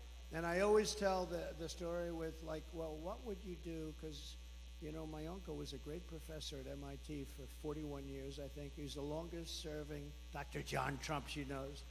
He was very smart. We have a very smart family, actually. But he was a great guy, and I was very interested in this, but the press kills me all the time. They say, he keeps talking about sharks and this. I don't. I tell an analogy. If I'm in a boat, it's all electric, and it starts to sink. I asked the guy, do you get electrocuted sitting over this? And then I say, and I don't think there's anything wrong with this, do you? Because it's an analogy. I say, and if there's a shark about 10 yards away, right where they are, right where all the congressmen are, right over there, look at us. Well, they're sharks. They're sharks. If there's a shark about 10 yards away, do I get electrocuted or do I go with the shark? I said, because I will take electrocution all day long. Despite the environmentalists that say how wonderful sharks are. You ever hear these people? We had 3 killings by a shark this weekend, ripped people apart, and then you have the environmentalists going, well, they didn't mean to do it. They mistook them for a seal. They didn't want to hurt the child. No, I don't want that. Common sense, right? I mean, how about they catch a shark, vicious that they've been after, and they take him to a little deeper water and they put him back in? I wouldn't do that. Would anybody do that here? Let me ask you, this is Michigan. These guys wouldn't do it. But they always get on me. They say, why is he talking about electricity and sharks? What do they have? Well, they know exactly. It's sort of a cute little story. Do I take electrocution or do I take death by a shark? And I'll always take electrocution. But isn't it ridiculous? Think of it. Isn't it ridiculous? They want to make a boat that's far too heavy, that can barely float, and they're driving people out of business. They're destroying this country. They're stupidly destroying this country. The Army tanks are the other one. They want to make all electric. We make the best tanks in the world. They want to have them. So that as we go into a country to bomb the hell out of it, we will do it in an environmentally friendly way. Okay? And with an Army tank, again, the battery is very big, very heavy, and doesn't last long. You know what it is? It's an Army tank, and it's like you're pulling a wagon behind the Army tank. You're pulling a wagon like a child pulls a wagon, and it's loaded up with a battery. So we got to get back to common sense. The aircraft, too. They want to make our jet fighters a biofuel jet fighter that shows 18% less efficiency. That's the difference between winning and losing a fight. And you know what happens? I say, I'm not doing it. And we ended all of that stuff. They brought it back. We will end it on day one. We're not going to be doing that stuff.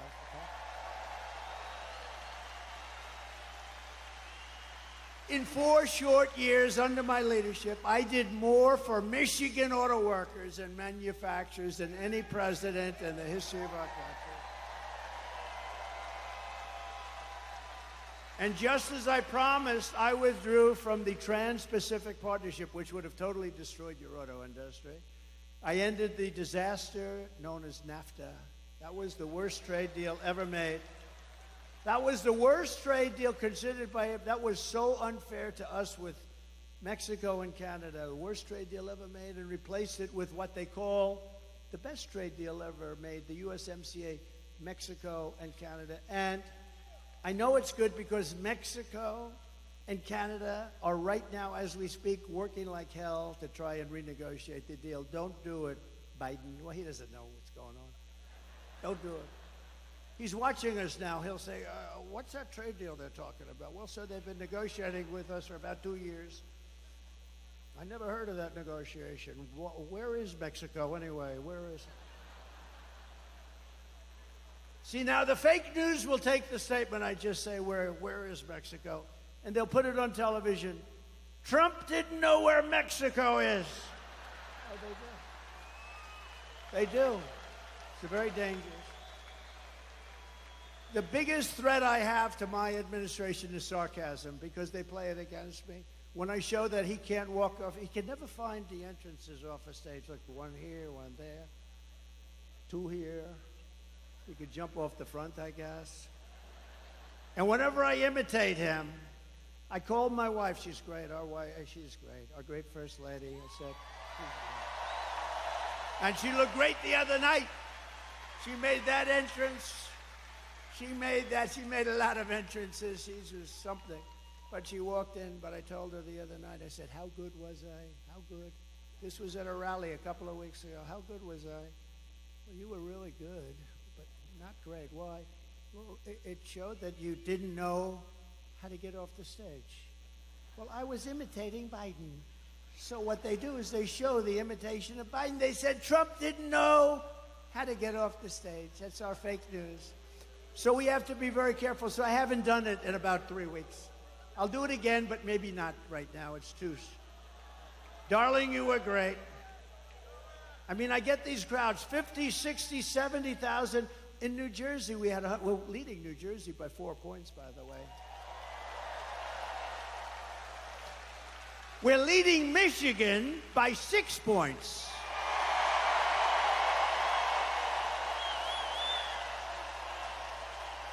Right.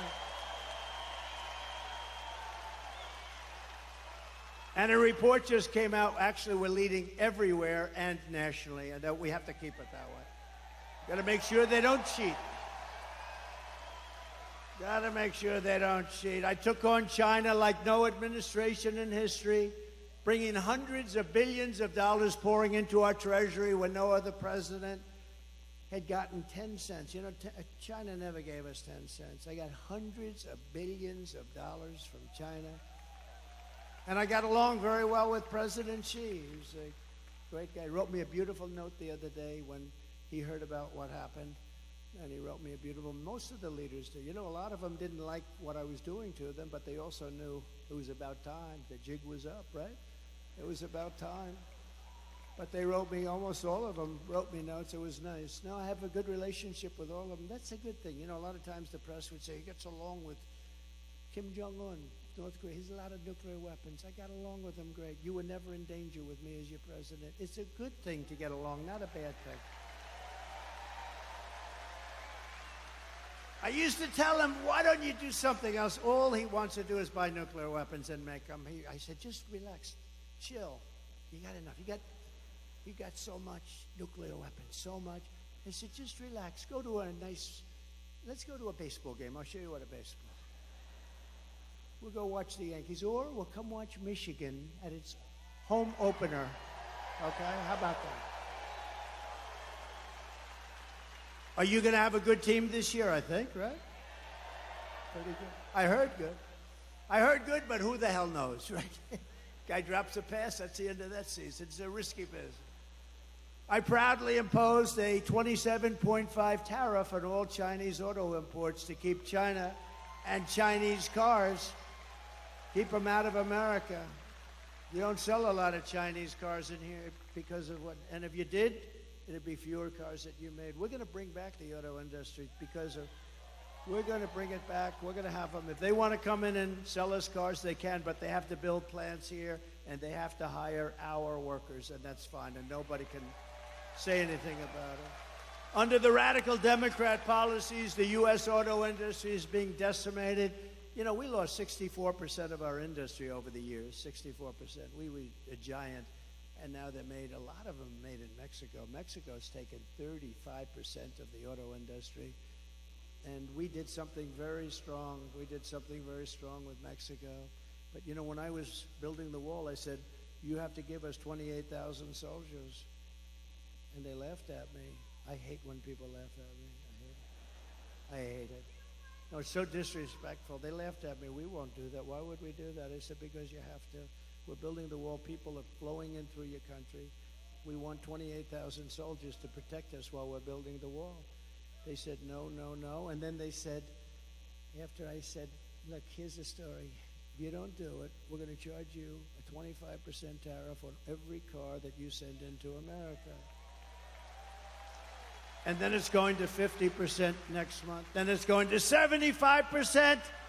And then it's going to 100%, and then I'll stop. And the gentleman representing the president's a great guy. He's no longer president, but he's a great guy. He was a great guy, still is. But he said, I'd like to discuss this with the president. I said, 5 minutes, I got to go. I have something much more important to do. And he came back. He said, Mr. President, we would love to give you soldiers to protect your wall, free of charge, of course. That's how I got those great numbers on that beautiful, beautiful graph that we talk about. They gave us everything I wanted. I got everything from Mexico, and then this stupid person, low IQ, he's a low IQ individual. Take his IQ. I guarantee you it's in the low 50s or 60s. And he's negotiating against Putin, President Xi of China, Macron of France, very smart guy. I told him he was going to do something very bad to our country. I said, that's okay, you can do it, but I'm going to put a 100% tariff on all wines and champagnes that come in from France. He said, no, no, no, Donald, you cannot do that. I said, I'm doing it. Donald, you cannot do that. That's not fair. He was going to charge our companies, American companies, 25% for doing nothing, for being in France. Big deal, right? Big deal. So I said, okay, that's all right. I'm charging you 100% tariff. I gave it to all my people, Mnuchin, all smart guys. They came back, sir, they won't do it. They won't budge. I said, they'll budge. I called them up. And I talked to the president of France, Emmanuel Macron. He's a nice guy. I said, but he's, you know, he likes France. I like the USA. Does that make sense? I said, Emmanuel, it's so nice to talk to you. I understand you're going to charge our companies 25%, Emmanuel. Yes, yes, yes, Donald. It was approved by whoever the hell approves the parliament. Whatever the hell they have over there, they were going to approve it. It's been fully approved. Yes, I'm so sorry. I said, well, that's okay. You can have it approved, but here's the story. Starting tomorrow morning at 7 o'clock, every bottle of wine and every bottle of champagne that's shipped into the United States is going to have a 100% tariff on it. No, no, no, you cannot do that. That is not fair. I said, not fair for you to charge our companies 25%. He said, you cannot do it. I said, I'm signing the papers now. I will call you right back. Calls me back. Donald, we would be delighted, Mr. President, to take that tax off. We have decided to take it off. It'll be off by tonight, sir. It'll be off by tonight. And it was off. And it was off. You think Joe Biden does that? He doesn't know what the hell he's doing. Their policies are no good. Remember, whether it's Biden or anybody else, they want open borders. They want all the same stuff. So it's like, you know, but he's in particular, he's pretty bad, I tell you. Can you imagine these killers, these are sharp. You know, the press gets angry. They said, is President Xi of China, is he a smart man? I said, no, he's a brilliant man. He controls 1.4 billion people with an iron fist. he makes guys like Biden look like babies. They don't even know whether they're coming or going. Yes, he's the next day headline. Trump calls him brilliant. How dare?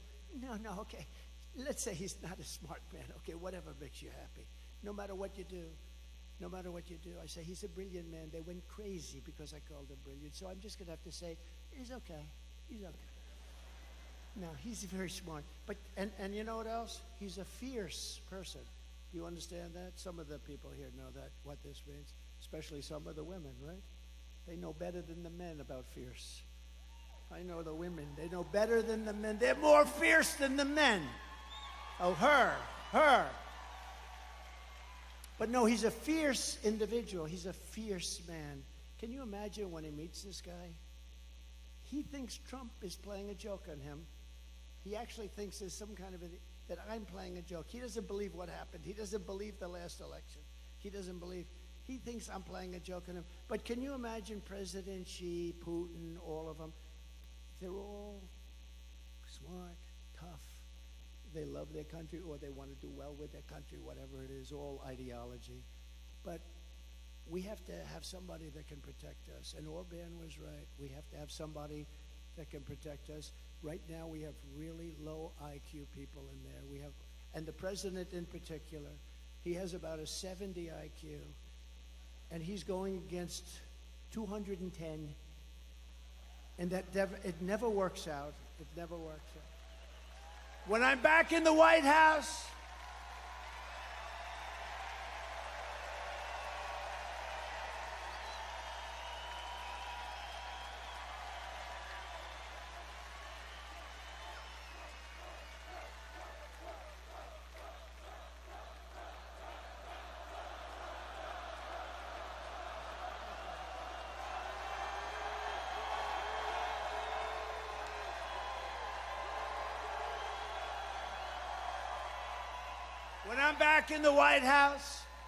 the way they will sell their product in America is to build it in America. They have to build it in America, and they have to use you people to build it. Thank you very much. It's very simple. We will build American, buy American. We're going to hire American. We're going to get it going. We're going to get the auto industry back. It's ridiculous. I will revoke China's most favored nations trade. You know, they have a most favored nations trade status. They've had it for years. We had it revoked, and then we had that stupid election, that ridiculous election that everybody knows was ridiculous. But I will revoke it. They have a trade where basically they're saying we're just beginning. They're not just beginning. They're teaching our people too much. I will pass the Trump Reciprocal Trade Act, meaning if China charges us a 100 or 200% tariff or tax, we will charge them a 200% tax. Very simple. It's called reciprocal. They charge, we charge. It sort of says, I shouldn't say this, because, you know, Franklin Graham, I told the story the other night, Franklin Graham, he's such a wonderful guy. Billy Graham was his father, the greatest. My father used to take me to Yankee Stadium to watch Billy Graham. The place was packed, and he would get up and he would rant and rave, and you left there and you believed that it was God, in fact, that helped me last week. You would believe it if you listened to Billy Graham. And Franklin Graham is right, probably, but he wrote me a beautiful letter. He says, President Trump, I watch your speeches and your rallies all the time. I love your storytelling. There's nobody that can do it like you, but please, you're hurting yourself very badly. Don't use foul language. It made me feel bad, actually, because I don't use much. I don't use much, and if it is foul, it's not really foul. You know, there's really foul, and then there's a little off. Like some people they don't like the word hell. That's a bad word. You know, I mean, that's not good. Or the word bullshit they don't like, so I won't use it. No, it's true. But it's more descriptive. There's just no word to sort of. But he said, so please, so I've been really good, and for the last 4 or 5 times I've really been good. But, you know, you lose a little something. But reciprocal trade, it basically means you screw us and we'll screw you. It's very simple. And I can't describe it. And I don't think it's foul. But he's probably right. To further protect Michigan auto workers, I will end the Biden-Harris electric vehicle mandate on day one. It's going to end on day one. And I will immediately terminate the Green New scam, and we're going to use that money to build roads and highways and bridges. Under Biden and the radical left Democrats, inflation is wiping out our middle class. Groceries are up 57%. Gasoline is up 69%. Mortgage rates have quadrupled. They've gone up 3, 4, 5 times. And they never include that in their stats, you know. They never include those things. They never include mortgage rates. And you can't get the money anyway, so what really is the number? And since Democrats took over, total household costs have increased by an average of $28,000 per family. Think of that. Under my leadership, we will throw out Bidenomics, and we will replace it very simply with Maganomics. Maganomics.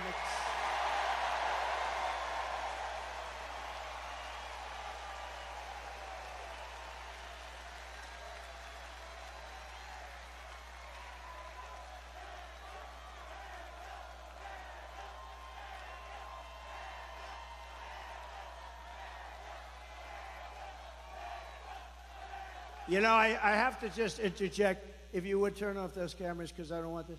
See the screen up there of me? That's very severe, that comb over. That's a severe sucker. What's with that one? It looks okay from the other side. But that is very severe. I apologize. Man, I looked up there. I said, whoa. Look at that. Wow. That's like a work of art.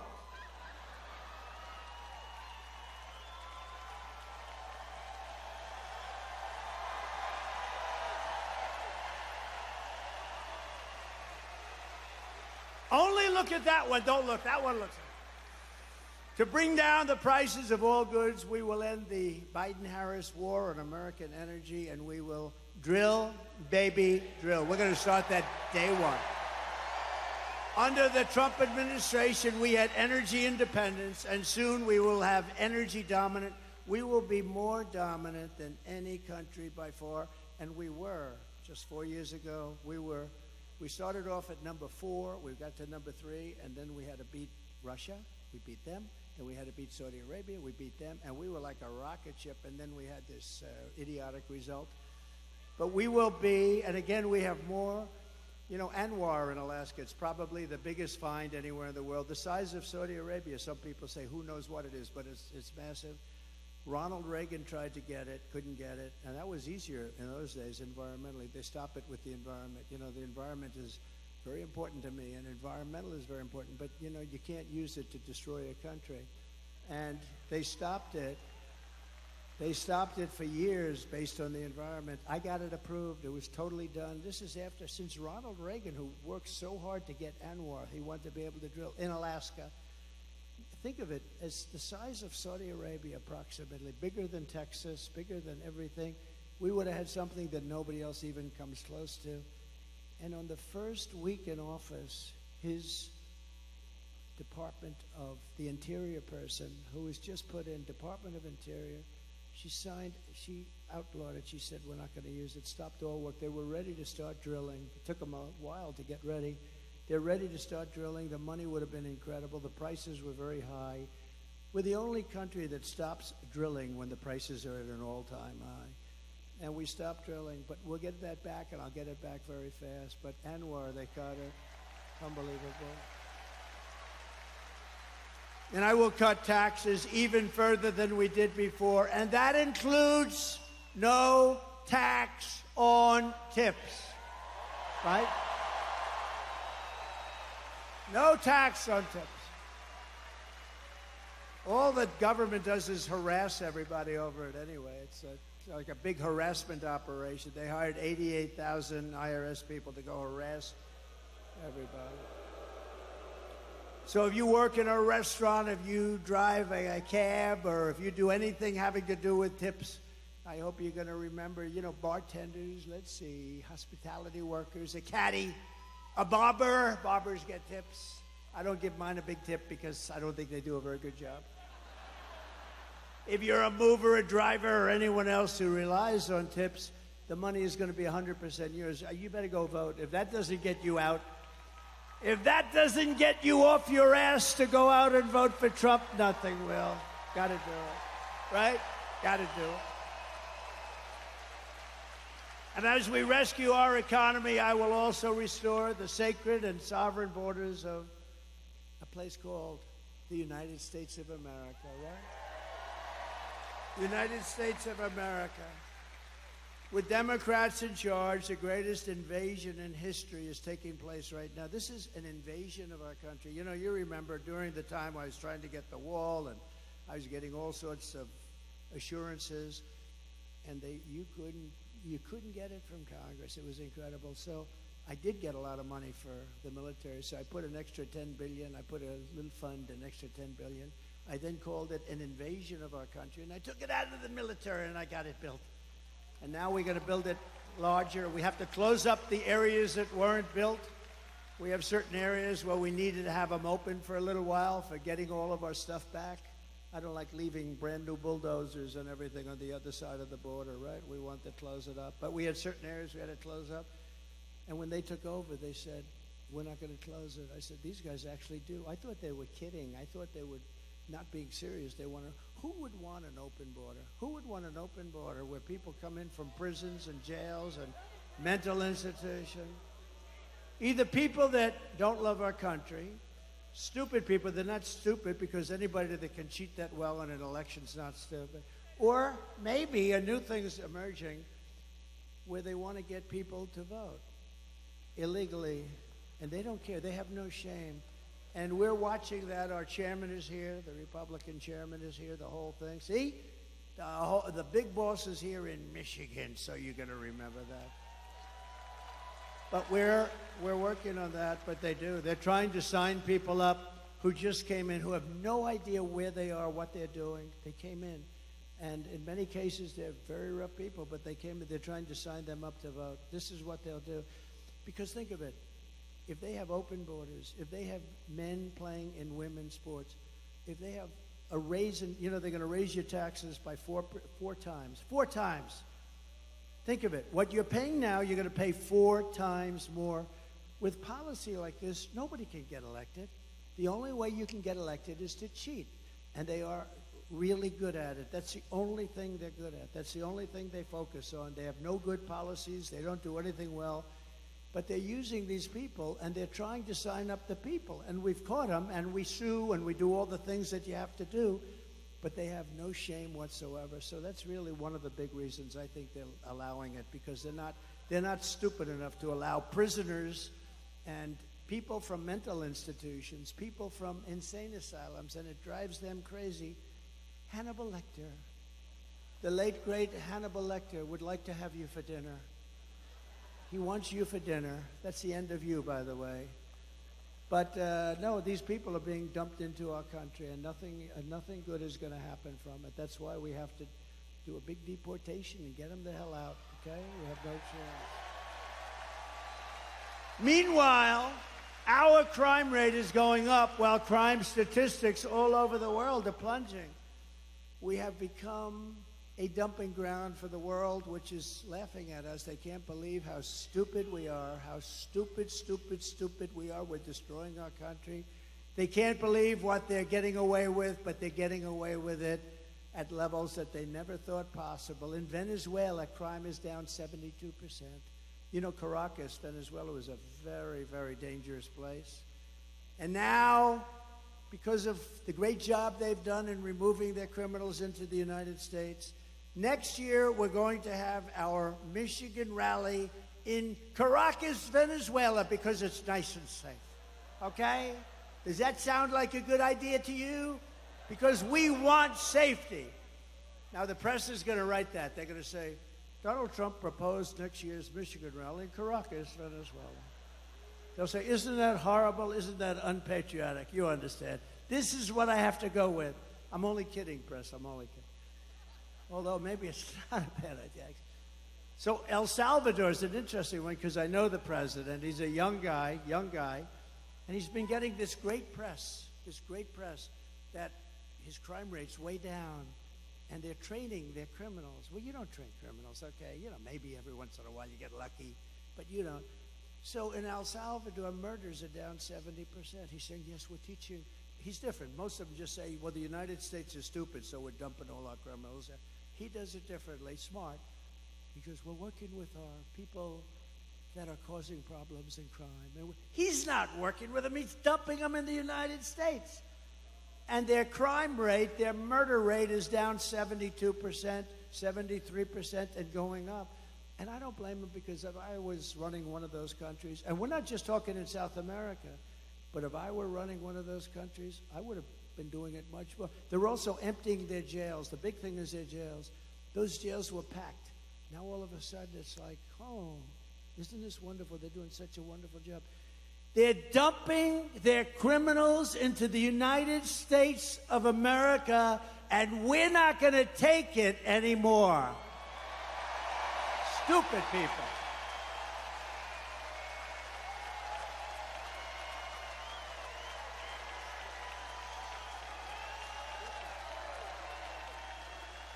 You're not going to teach a criminal not to be a criminal. Not going to happen. And you don't have the time, you don't have the energy because you have to do other things. That is why as soon as I take the oath of office, we will begin the largest deportation operation in the history of our country, even larger than that of President Dwight D. Eisenhower many years ago. He was a big deportation person. Under the radical left Democrats, Michigan communities are being overrun with migrant crime. You know that better than anybody, right? Does everybody agree? It's being unbelievable. In Oakland County, criminal squads of illegal alien gang members are hiding in the trees and breaking into Michigan homes after dark, looting them for jewelry, purses. They're taking the women's purses right out of their bedrooms. Electronics, cash, they're stealing, they're robbing the houses. Earlier this year in Kent County. Does anybody live in Kent County here?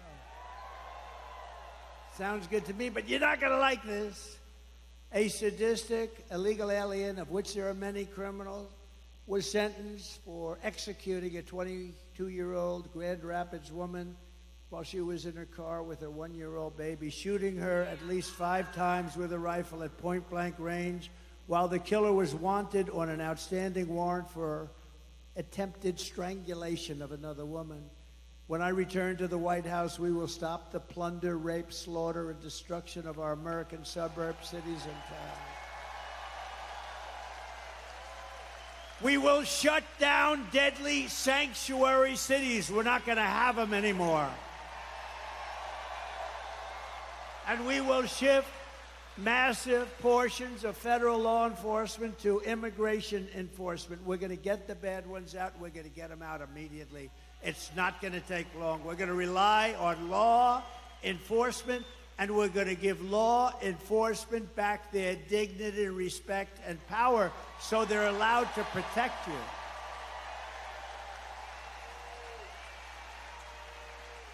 It's no wonder Joe Biden and his thugs are so desperate to stop us.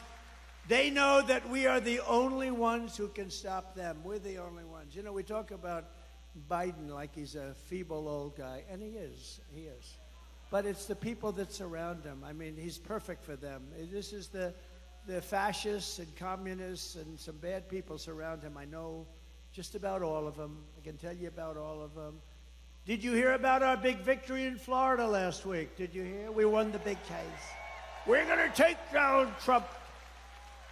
We're going to take down Trump. No, when you have a great court system, when you have honorable judges, people that really love the country, good things can happen. But we won that case in its entirety. That was the one. That's going to take them down. They've been saying that for, 8 years now, right? And here we are leading in every poll. We got to get it close. You got it close. You got it close. We don't want to talk too much. I always say if we win, because I don't like saying when we win, because they cheat like hell. So if we win, but we got to get it close. We're close.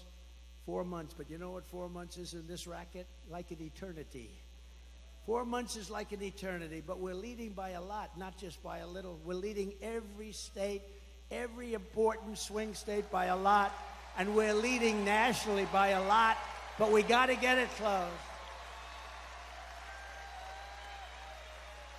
The radical left Democrats rigged the presidential election in 2020, and we're not going to allow them to rig the presidential election in 2024. We're not going to allow it.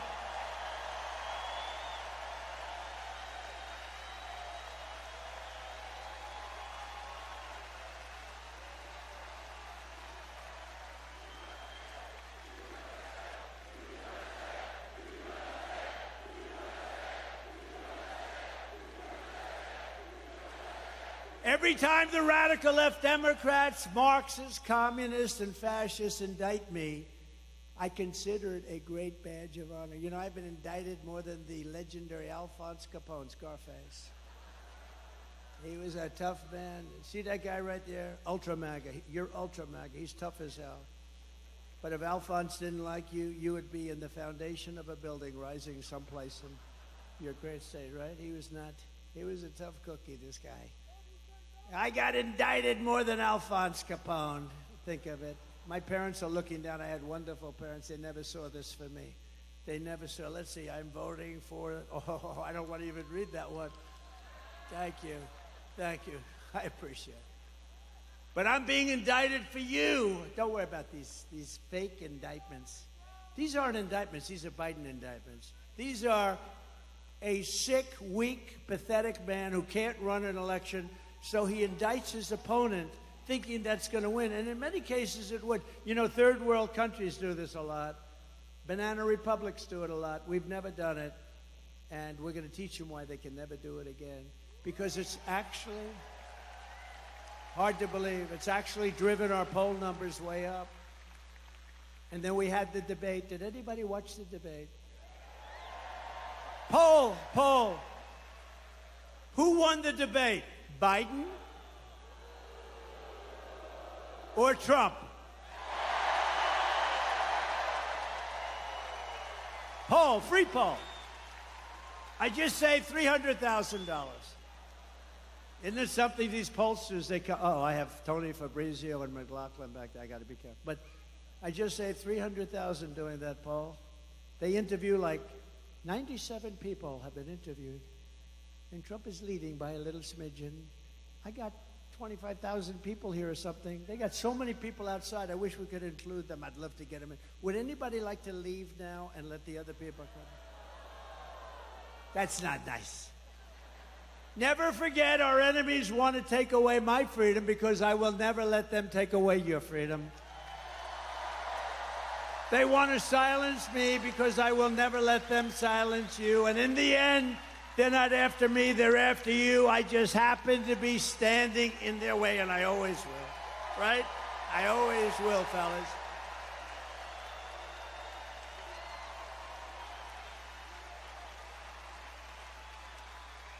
So we have some exciting news today because we're pleased to be joined by many outstanding Michigan patriots. They are, I know every one of them, including your next U.S. Senator from Michigan, Mike Rogers. And Mike is just as adamant as me. He'll vote to stop the invasion, end inflation, halt the outsourcing of Michigan jobs, and bring back the auto industry.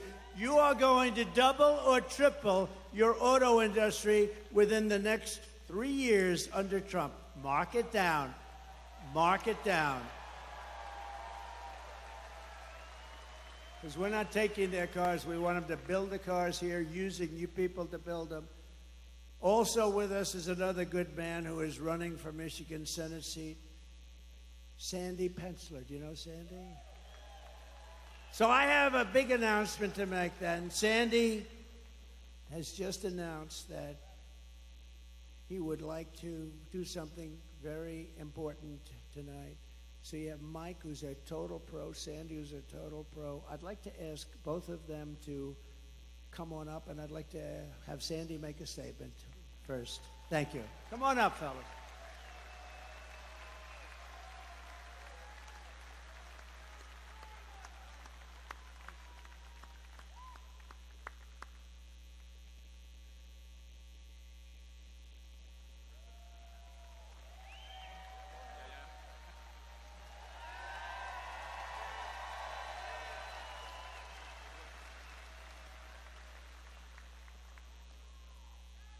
Thank you, Mr. President.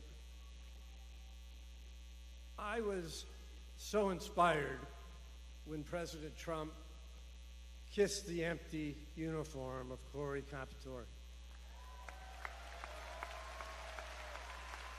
I flashed back immediately to a couple days after 9/11 at the local firehouse where I hugged the lone remaining survivor and looked out at 12 empty uniforms. Thank you for honoring all of them as well.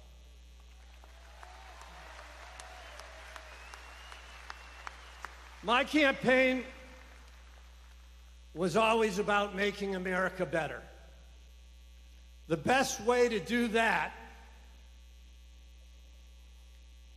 is to enact President Trump's policies. Let's go, Trump! Let's go, Trump! To do that, we need control of the Senate. A divisive, continued primary effort hurts the chances of that, and that's not okay. So tonight, I'm doing the right thing and ceasing my Senate candidacy. No, it's not an aha. It's the right thing. President Trump endorsed Mike Rogers. Tonight, so am I.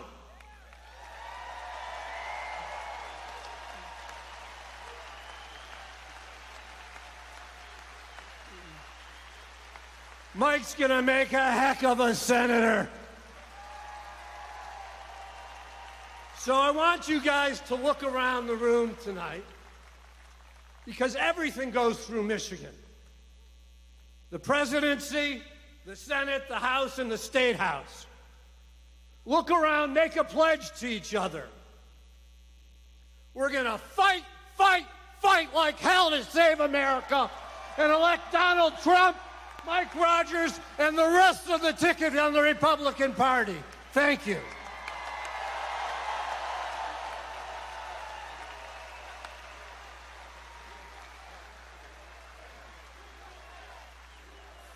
Thank you, Sandy. I am honored to have you stand with us and all Republicans to win the state of Michigan. Thank you for your courage. Thank you for your leadership. You're going to be an important voice going forward in our party in Michigan. And Mr. President, I want to say this, as a former law enforcement guy, it wasn't that the bullet took you to the ground. It was the fact that you got back up for America.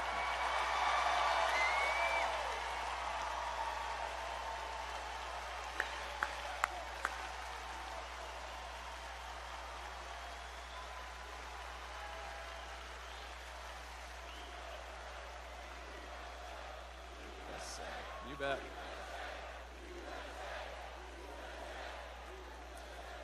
I have spent my career working to protect America as an Army officer, as an FBI agent working organized crime in Chicago, as the chairman of the House Intelligence Committee. I have never seen a more unsafe America because of the Democrats over the last 4 years.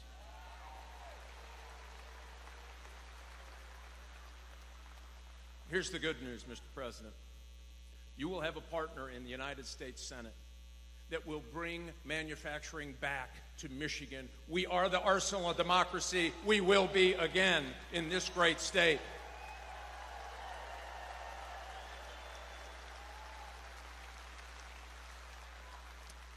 And I'll pledge to you, I will get Department of Justice reoriented to actually going after criminals We are going to dismantle fentanyl distribution from here to the steppes of China, and we're going to tell China, you sell in the United States, you'll have a price to pay.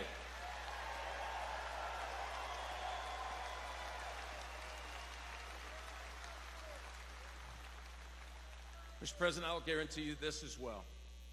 With your leadership, winning the state of Michigan, winning for the United States, putting America back in Washington, D.C. versus Washington, D.C. and the rest of America, we will make America respected again. We will bring back law and order again. We will make America safe again. Let's flip the Senate. Let's elect Donald J. Trump and Mike Rogers to the Senate, and let's get busy. Thanks, Mr. President.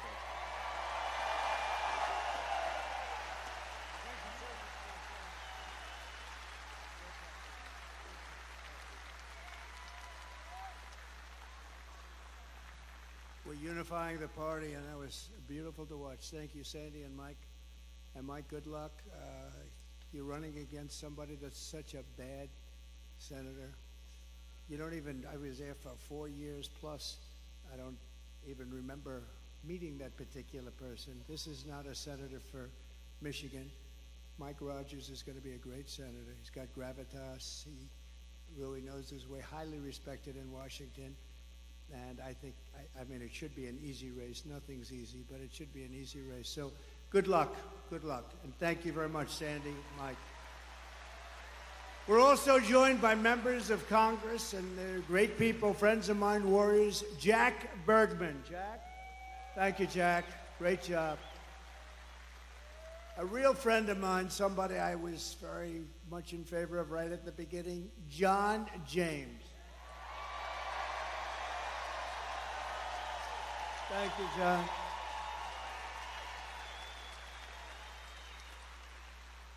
A warrior, somebody who helped me do a lot of different things. He gets things done.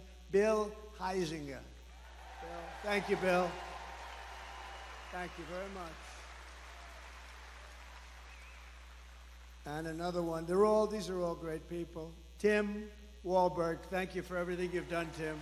You've been unbelievable. Always there for me, right? Always there.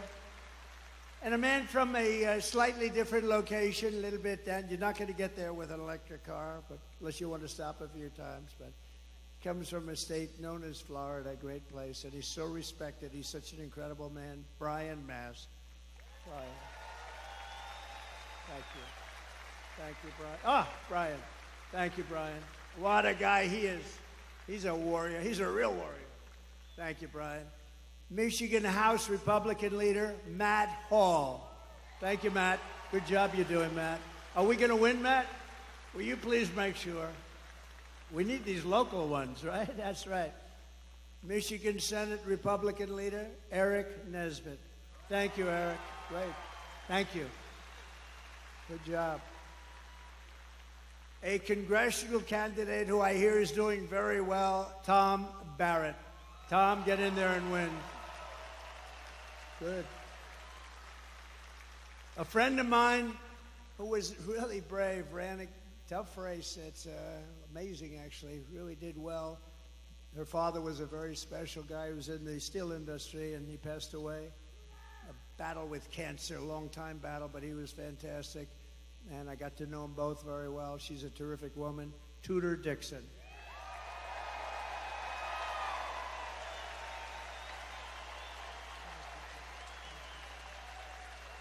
Thank you, Tudor.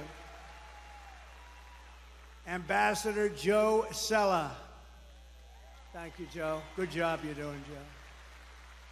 Very important person in this room, Michigan GOP Chairman. Where are you? Okay. Pete Hoekstra. Oh, there he is. I fought like hell for him to take that job, right, Pete? I said, Pete, you got to do it. How are we doing, Pete? How are we doing? Huh? We're doing good. If you're in charge, he's going to win. He was a congressman, a really good one, respected. He left.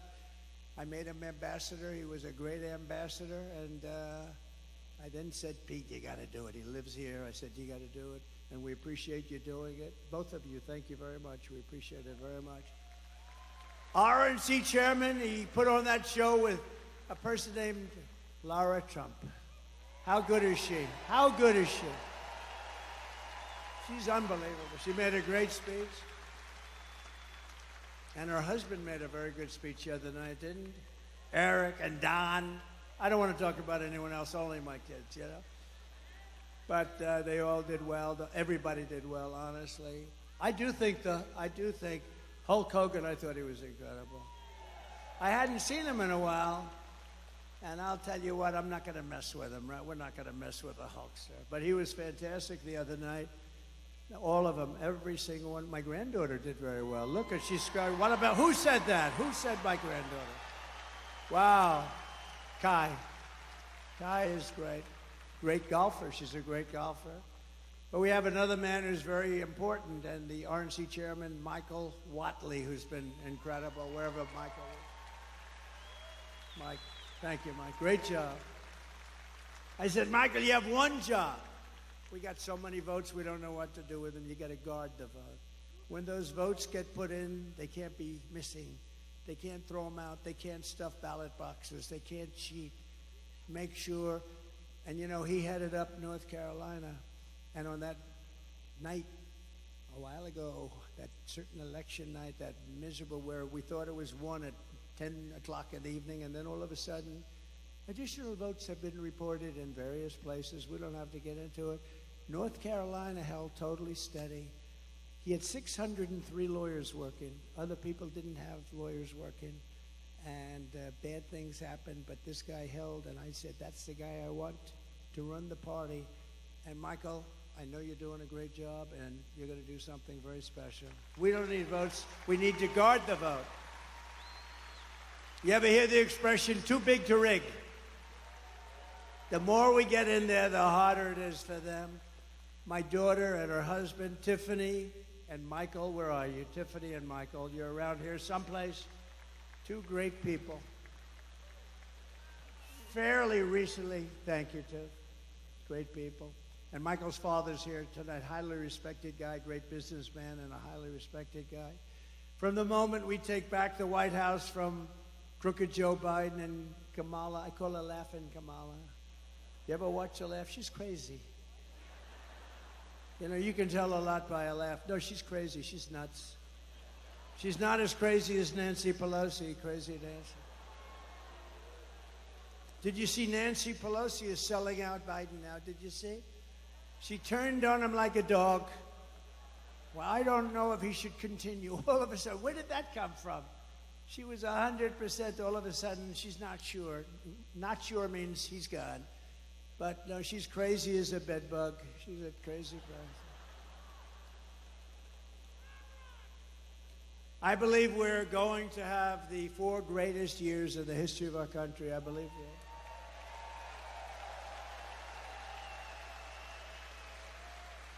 And I believe that Michigan is going to have the greatest of all of any of the states, because I'm going to bring back your auto industry. I'm not going to take this. You know, in Mexico, they're building among the largest plants for auto manufacturing anywhere in the world. In Mexico, near the border, they think that they're going to make cars and sell them into the United States and lose all our jobs. It's not happening. And you know who owns those plants? China! China owns them. And we're not letting it happen. We'll put 200% tariffs on, 400, I don't care what would. Whoever is building your plants, we're not allowing any of those cars to come into the United States, okay? We're telling that to Mexico right now. You want to build those plants? A friend of mine who builds plants, that's all he can do. He's a great guy, but his strength is plants. If you say walk across the street, he's not that good at it. But to build a plant, he has no problem. He builds a great auto plant. So I said, I'd like to see one. Take me. He goes, well, I'll have to go to Mexico. I said, what about the United States? No, not so much. He goes, they're actually some of the biggest in the world being built right now in Mexico. I said, this happened over the last couple of years with this stupid president that we have. Stupid. He's a stupid person. And I can say it because, you know, once he weaponized justice, you know, I would never talk about a president like that. Once he weaponized justice against me, I said, oh, wow, that's really incredible. That's never been done before. I can do it. And I'm knocking them out. But sometimes you have crooked judges. We have some real crooked judges, too. That's the only way. The only way I can lose is crooked judges, but we'll get it overturned, anything that happens.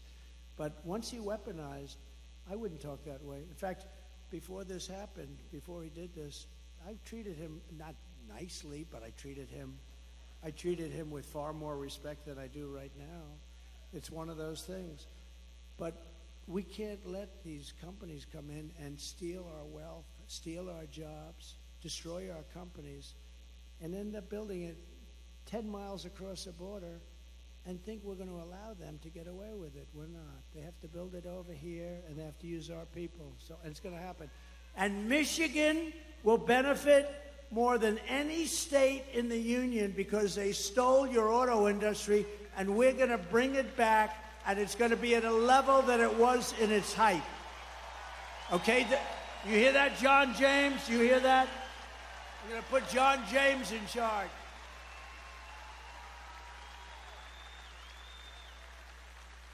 And the amazing thing, it's not even hard to do.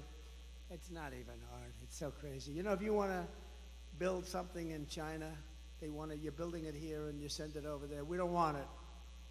They'll charge you like 250% tariff. We don't want it. Then you get an invite. Build your plant over here. So these companies, they go over there. Harley-Davidson did it in India. They couldn't sell. They had a 200% tariff on motorbikes. I had them in the office in the White House, the Oval Office, and the head of Harley-Davidson. I was disappointed in that, actually. We were talking about it. I was telling them the problems, and I was going to help them out. But I said, how are you doing in India? No good. Why? We have a 200% tariff. In other words, if we sell a bike, they have like this massive tariff. And I said, well, if you have a 200% tariff, that means you're not going to be able to sell any. But they invited them over to build a plant, and Harley-Davidson went, and I guess they're building the plant or built it or something. But that's what they do. I don't blame India. I blame us for allowing it to happen. It's not going to happen anymore. I had it stopped, and then we had the COVID fight. We had to fight COVID. We did a great job. We never got the credit. We got credit for military. We got credit for everything. I defeated ISIS. We did unbelievable things. Unbelievable. We got the biggest tax cut in history, the biggest regulation cuts in history. You know, when I go to the companies, the big companies, highly sophisticated, I said, so I got you the biggest tax cuts in history, and that was good for jobs. And I got you the biggest regulation cuts in history, and that was good for jobs. If you could only have one, would you take the regulation cuts or the tax cuts? Every single person, and I must have asked the question 200 times over the years, said the regulation cuts were more important than the tax cuts. Can you believe it? You wouldn't think that. But we got you the biggest regulation cuts in history. Before I even arrive at the Oval Office, shortly after we win the presidency, we win. We're going to all win it together. I will have the horrible war between Russia and Ukraine settled, and I will be the only one that can make this statement. I will prevent World War III from happening. You're very close to World War III.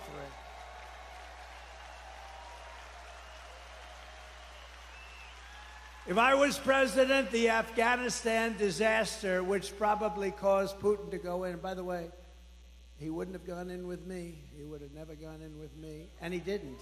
And by the way, he didn't.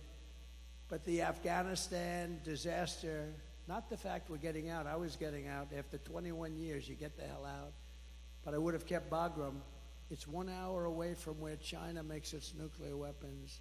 We gave it to them so stupidly. It's one of the biggest airfields in the world. We built it many years ago for billions of dollars. We were going to keep that. We were going to man it, keep it. Think of it, 1 hour away. You know who has it now? China has it now. How stupid are we? Should have kept that. And you know the lift? The lift should have been done at Bagram, not their little local airport where they had riots all over the place, and then the bombs started going, killing 13 of our great people. Obliterating, I heard the number this morning, 47. That's maybe the right number because we're looking at 47, you know that, right? Obliterated 47 great young Americans, their legs gone, their arms gone, their face just wiped out. And hundreds of people besides, hundreds of people. the worst catastrophe, the worst, most embarrassing disaster, I think, ever that happened ever in this country. And because of that, I think Putin looked at that, the incompetence, the stupidness of Milley and these guys that don't know what the hell they're doing, and he looked at it and he said, this is a great time to go into Ukraine. But he would have never done it with me. If I was president, the Afghan disaster would have never happened. Ukraine would have never happened. And October 7th, the attack on Israel would have never happened. Remember, Iran was broke. Iran had no money. They were broke. Now they have $250 billion. But we'll get along with Iran. We'll get along with whoever we have to get along with, but it would have never happened. All of the things, and you know what wouldn't have happened? Inflation wouldn't have happened because I had energy low. Inflation was caused by energy going up twice. I will restore a thing called peace through strength. That's what we have. Remember, I'm the only president in 80 years that I started no new wars. I finished some. Totally defeated the ISIS caliphate. In my next term, we will build a great Iron Dome missile defense shield over our country, a dome the likes of which has not been seen. And it will be entirely built in the USA, and much of it will be built right here in Michigan. Why shouldn't we have the same protection that other countries have, Bill? Why shouldn't we have the same protection that Israel has and that other countries have? And Ronald Reagan wanted to do this many years ago, but honestly, we didn't have the technology. Now we do. 301 missiles were shot at Israel, and almost every one of them was knocked out of the sky. It's an unbelievable technology. And it's our technology, and we're going to use it for our country, and we're going to be a lot safer than not having it. The Iron Dome, we're going to build the great Iron Dome, the latest and the greatest, and much is going to be made right here in Michigan, as you can imagine. And we will not cut one penny from Social Security or Medicare. And they are really, you know, they want to raise the retirement age. Biden wants to raise the retirement age and they're going to. You know why? All of these immigrants coming in, they're trying to put them onto Medicare and Social Security. So not only do they want them to vote, they want to destroy Social Security and Medicare. It's not going to happen, and we're not raising your age. One day, he's going to destroy. First of all, he doesn't have any idea what the hell he's doing.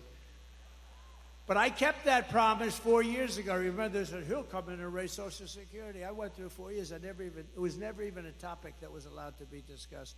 Because we have, between the liquid gold under our feet and all of the other things and the growth mechanism that we have in this country, we don't have to cut Social Security, which people have earned, and we're never going to cut it. And when you hear that stupid guy, that low IQ guy, get up and say, I inherited 9% inflation. False. He inherited 1.4, but really nothing. And when he says, he's going to raise Social Security, no, false. He's going to raise it because he's stupid. That's why he's going to raise it. Don't believe it. They have this line where it goes one after the other. But one thing, it's very simple. They're going to raise your taxes 4 times, and that's fair because they don't want to renew the tax cuts that I gave. It's approximately a 4 times increase, and they don't want to renew them. But you can't believe these people when they get up. Biden and I watched Camilla the other day, brilliantly put on Fox. I don't know why Fox does it. Please, Fox, will you please get smart? Will you please get smart? And she's ranting, he is going to destroy Social Security. He's going to destroy Medicare. He's going to destroy this. I mean, just made up. It's just sound bites. It's disinformation. That's the other thing they're good at. They say anything they want to say. I am going to protect your Social Security. We're not going to be raising the number of years. We're not going to raise it by 1 day, let alone 1 year or 5 years or 10 years like some stupid people want to do. We're going to grow our country. It's going to be growth. And it's going to be using the assets and resources that we have, much of it right under the ground. We're going to rebuild our cities into beacons of hope, safety, and beauty better than they have ever been before. We're going to have to work with the Democrat governors and mayors on that. But our cities are just horribly run. And then we have our capital, our beautiful capital in Washington, D.C. We're going to take it over. We're going to clean it up. We're going to renovate it. We're going to rebuild it. We're going to make our capital the most beautiful anywhere in the world. We're going to get rid of the nightmare of murder and crime. And it will become the most beautiful capital anywhere in the world once again, but far more beautiful than it was before. And when you want to go from Michigan to see the Washington Monument, yes, we're keeping the name Washington. We're not changing the name. Or the Jefferson Memorial, where there's a big move to change the name. We're not changing the name. Remember when they were knocking down statues and I was president, and I found an old bill, and I reenacted the old bill. Anybody touching, knocking down, or even trying to harm any of our great statues or monuments goes to jail for a 10-year period with no commutation and no shortening of the sentence. And it was a beautiful sight as we watched everybody leave town. They left town so quickly. They left town. We said, bye, everybody. No, we have to meet people that have evil intentions. They wanted to knock down the Jefferson. If I didn't get the military out to save the Jefferson Memorial, they would have done a job. But I found this old law that today we're almost incapable of producing things like that. 10 years, and there's nothing like good behavior, and you get out in 2 days. It's 10 years in jail if you touch our monuments, if you even try to knock them down. I had a news conference, I signed it, and everybody left town. It was a beautiful thing to do. We're not doing it. We won't be changing the name of Jefferson, Washington, Lincoln, like they did our forts. I get out of office, they did our forts, right? We won 2 world wars in those forts, and now they have different names, many of them. Fort Bragg, and the people that live next to Fort Bragg are not happy. They're not happy. They changed the name. We won 2 world wars out of Fort Bragg, and then they decide to change the name because they think it's politically correct. On day 1, I will sign a new executive order to cut federal funding for any school pushing critical race theory, transgender insanity, and any other inappropriate racial, sexual, or political content onto the shoulders of our children. And I will not give 1 penny to any school that has a vaccine mandate or a mask mandate. And I will keep men immediately, day 1, out of women's sports. And I will fully uphold our very important but under siege Second Amendment, as I did for 4 years. And I got the full endorsement from the NRA. You saw that. They gave us their full, strongest endorsement. No, for 4 years I protected, and it was not that easy to do. We will protect innocent life, and we will restore free speech, and I will secure our elections. Our goal will be one-day voting with paper ballots, proof of citizenship, and voter ID. It's very simple. But until then, Republicans must win. We have to win, win, win, win, win. We want a landslide that is too big to rig. I said it before. I'll say it 100, 200, 300 times before that very spectacular date. But, you know, remember, November 5th is not really the date. It starts in early September, North Carolina and some others, because now we have these ridiculous laws where you can vote before the election, after the election. We got to have one-day voting, one-day voting. What happened to those ballots that were over there last week? Oh, sir, we moved them around a little bit. Oh, really? I mean, think of it. You vote 2 months early. Nobody knows what the hell's going on. Where are all the ballots that happened? Why are they using a shovel? They're shoveling off. You ever see what goes on? Take a look at what happened in Georgia. They're shoveling ballots into wheelbarrows, moving them around. If you took the 10 worst presidents in the history of the United States and added them up, they would not have done near the destruction to our country as Joe Biden and his horrible Biden administration have done. They're destroying our country. They are destroying our country. And, you know, we get up and we have levity, we have laughter, but honest, there's really nothing funny about it. They got millions and millions of people, many of whom are criminals and terrorists, flowing through, and people from mental institutions flowing through into our country totally unchecked. And they move many of them into hotels. Some of them are luxury hotels. Hotel owners are making a fortune. They're destroying their hotel in a certain way, but they're making a fortune. And our military is living on the street with nothing. And yet they're putting these people into luxury hotels. So if you want to save America, get your friends, get your family, get everyone you know and vote. You got to vote early, vote absentee. I don't care how you vote. You know, they all say, oh, sir, we have to vote early. Well, you know, a lot of times you vote early, that's God. You got to vote, and you got to follow your vote. Make sure it doesn't get canceled out. You can do it. Vote on election day. I don't care how you vote, you've got to vote. Vote early if you want. Everyone's saying vote early. I don't. Look, you got to vote, and you got to get out and vote. You got to protect your vote. That's what Michael's doing. He did it better than anybody else in the country in North Carolina. That stayed right here. When Georgia went down, when Pennsylvania went down, it stayed right there. All of a sudden, in certain states, they found all these votes. A totally rigged election. We're never going to let it happen again, because this time if it happens, we're not going to have a country. We won't have even a semblance of a country left. And if you want to help us ensure election integrity, sign up. It's called protectthevote.com. Protectthevote.com. Sign up. And that's on election integrity. You got to watch and watch very carefully. So in conclusion, from Marquette to Midland, from Lansing to Flint, and from Detroit to right here in Grand Rapids, we've had great victories in Grand Rapids. Remember when we won the state of Michigan? Now, we did much better the second time, but I won't mention that. But remember, and I was at Grand Rapids, and we came in, and we had a crowd like nobody ever saw late in the evening. Remember that? You were there? And we had a crowd like nobody's ever seen before. I said, why would we lose Michigan? And we ended up winning Michigan. I was right. Actually, Bill Clinton told Hillary that he was in Michigan. You're going to lose. You know, he's a good politician. He had a natural instinct. He said, you're going to lose Michigan. You're going to lose Wisconsin. They said, whoa, why are we listening to this man tell us this? And he was right. Wisconsin and Michigan. I said, why are we going to lose? We had 49,000 people show up. She had like 300 people show up. I said, why are we going to lose?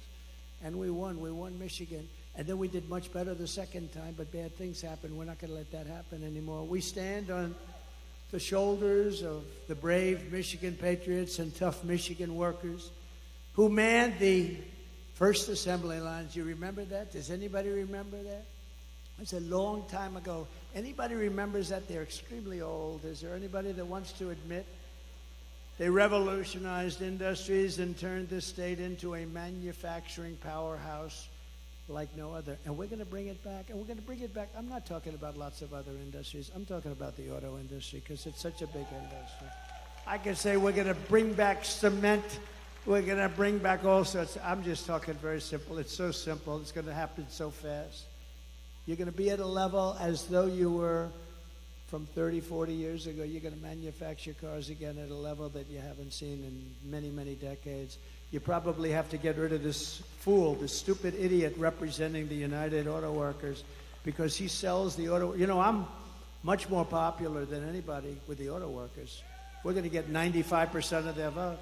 But they have a guy that, I mean, he pushes the electric mandate, and they're going to be made in China.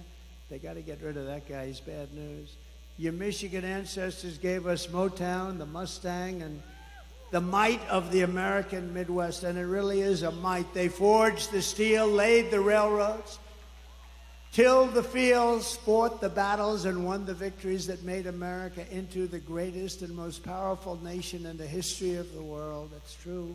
It was the most powerful. But now we are a nation in decline, and it's a very serious decline. We are a failing nation. We are a nation run by fools and stupid people. We're a nation that has lost its confidence, its willpower, and its strength.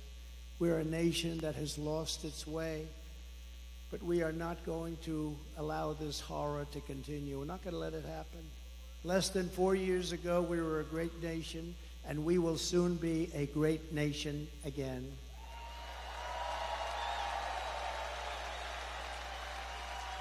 With the right leadership, every disaster crooked Joe Biden has created can be fixed, and very, very quickly.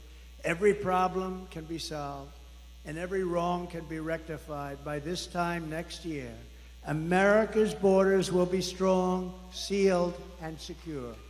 Very easily. Get ready, Tom Homan. Inflation will be in full retreat. Our economy will be roaring back. Optimism will be surging. You will have your confidence back. We don't have any confidence. That's like an athlete that can't sink the shot, can't hit the ball, lost his calm. We're going to have you hitting the ball again. We're going to have you playing at the top of your game. The American dream will be thriving again for citizens of every race, religion, color, and creed. Law and justice will reign all throughout our land. Freedom will be restored. The flame of liberty will be burning bright.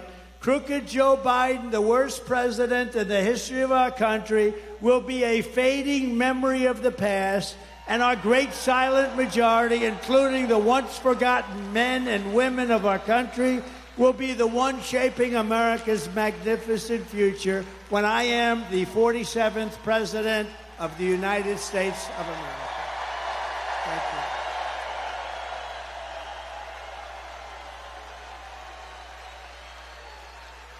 Because we are all Americans, and together we will show November 5th to be the most important day in the history of America. It will be the most important day. And when we turn it, our country's going to be great again. And if we don't turn it, our country is finished. You know it, and I know it, and everybody knows it. We are one movement, one people, one family, and one glorious nation under God. And together we will make America powerful again. We will make America wealthy again. We will make America strong again. We will make America proud again. We will make America safe again. And we will make America great again. Thank you very much. Thank you, Michigan. Thank you very, very much. Thank you.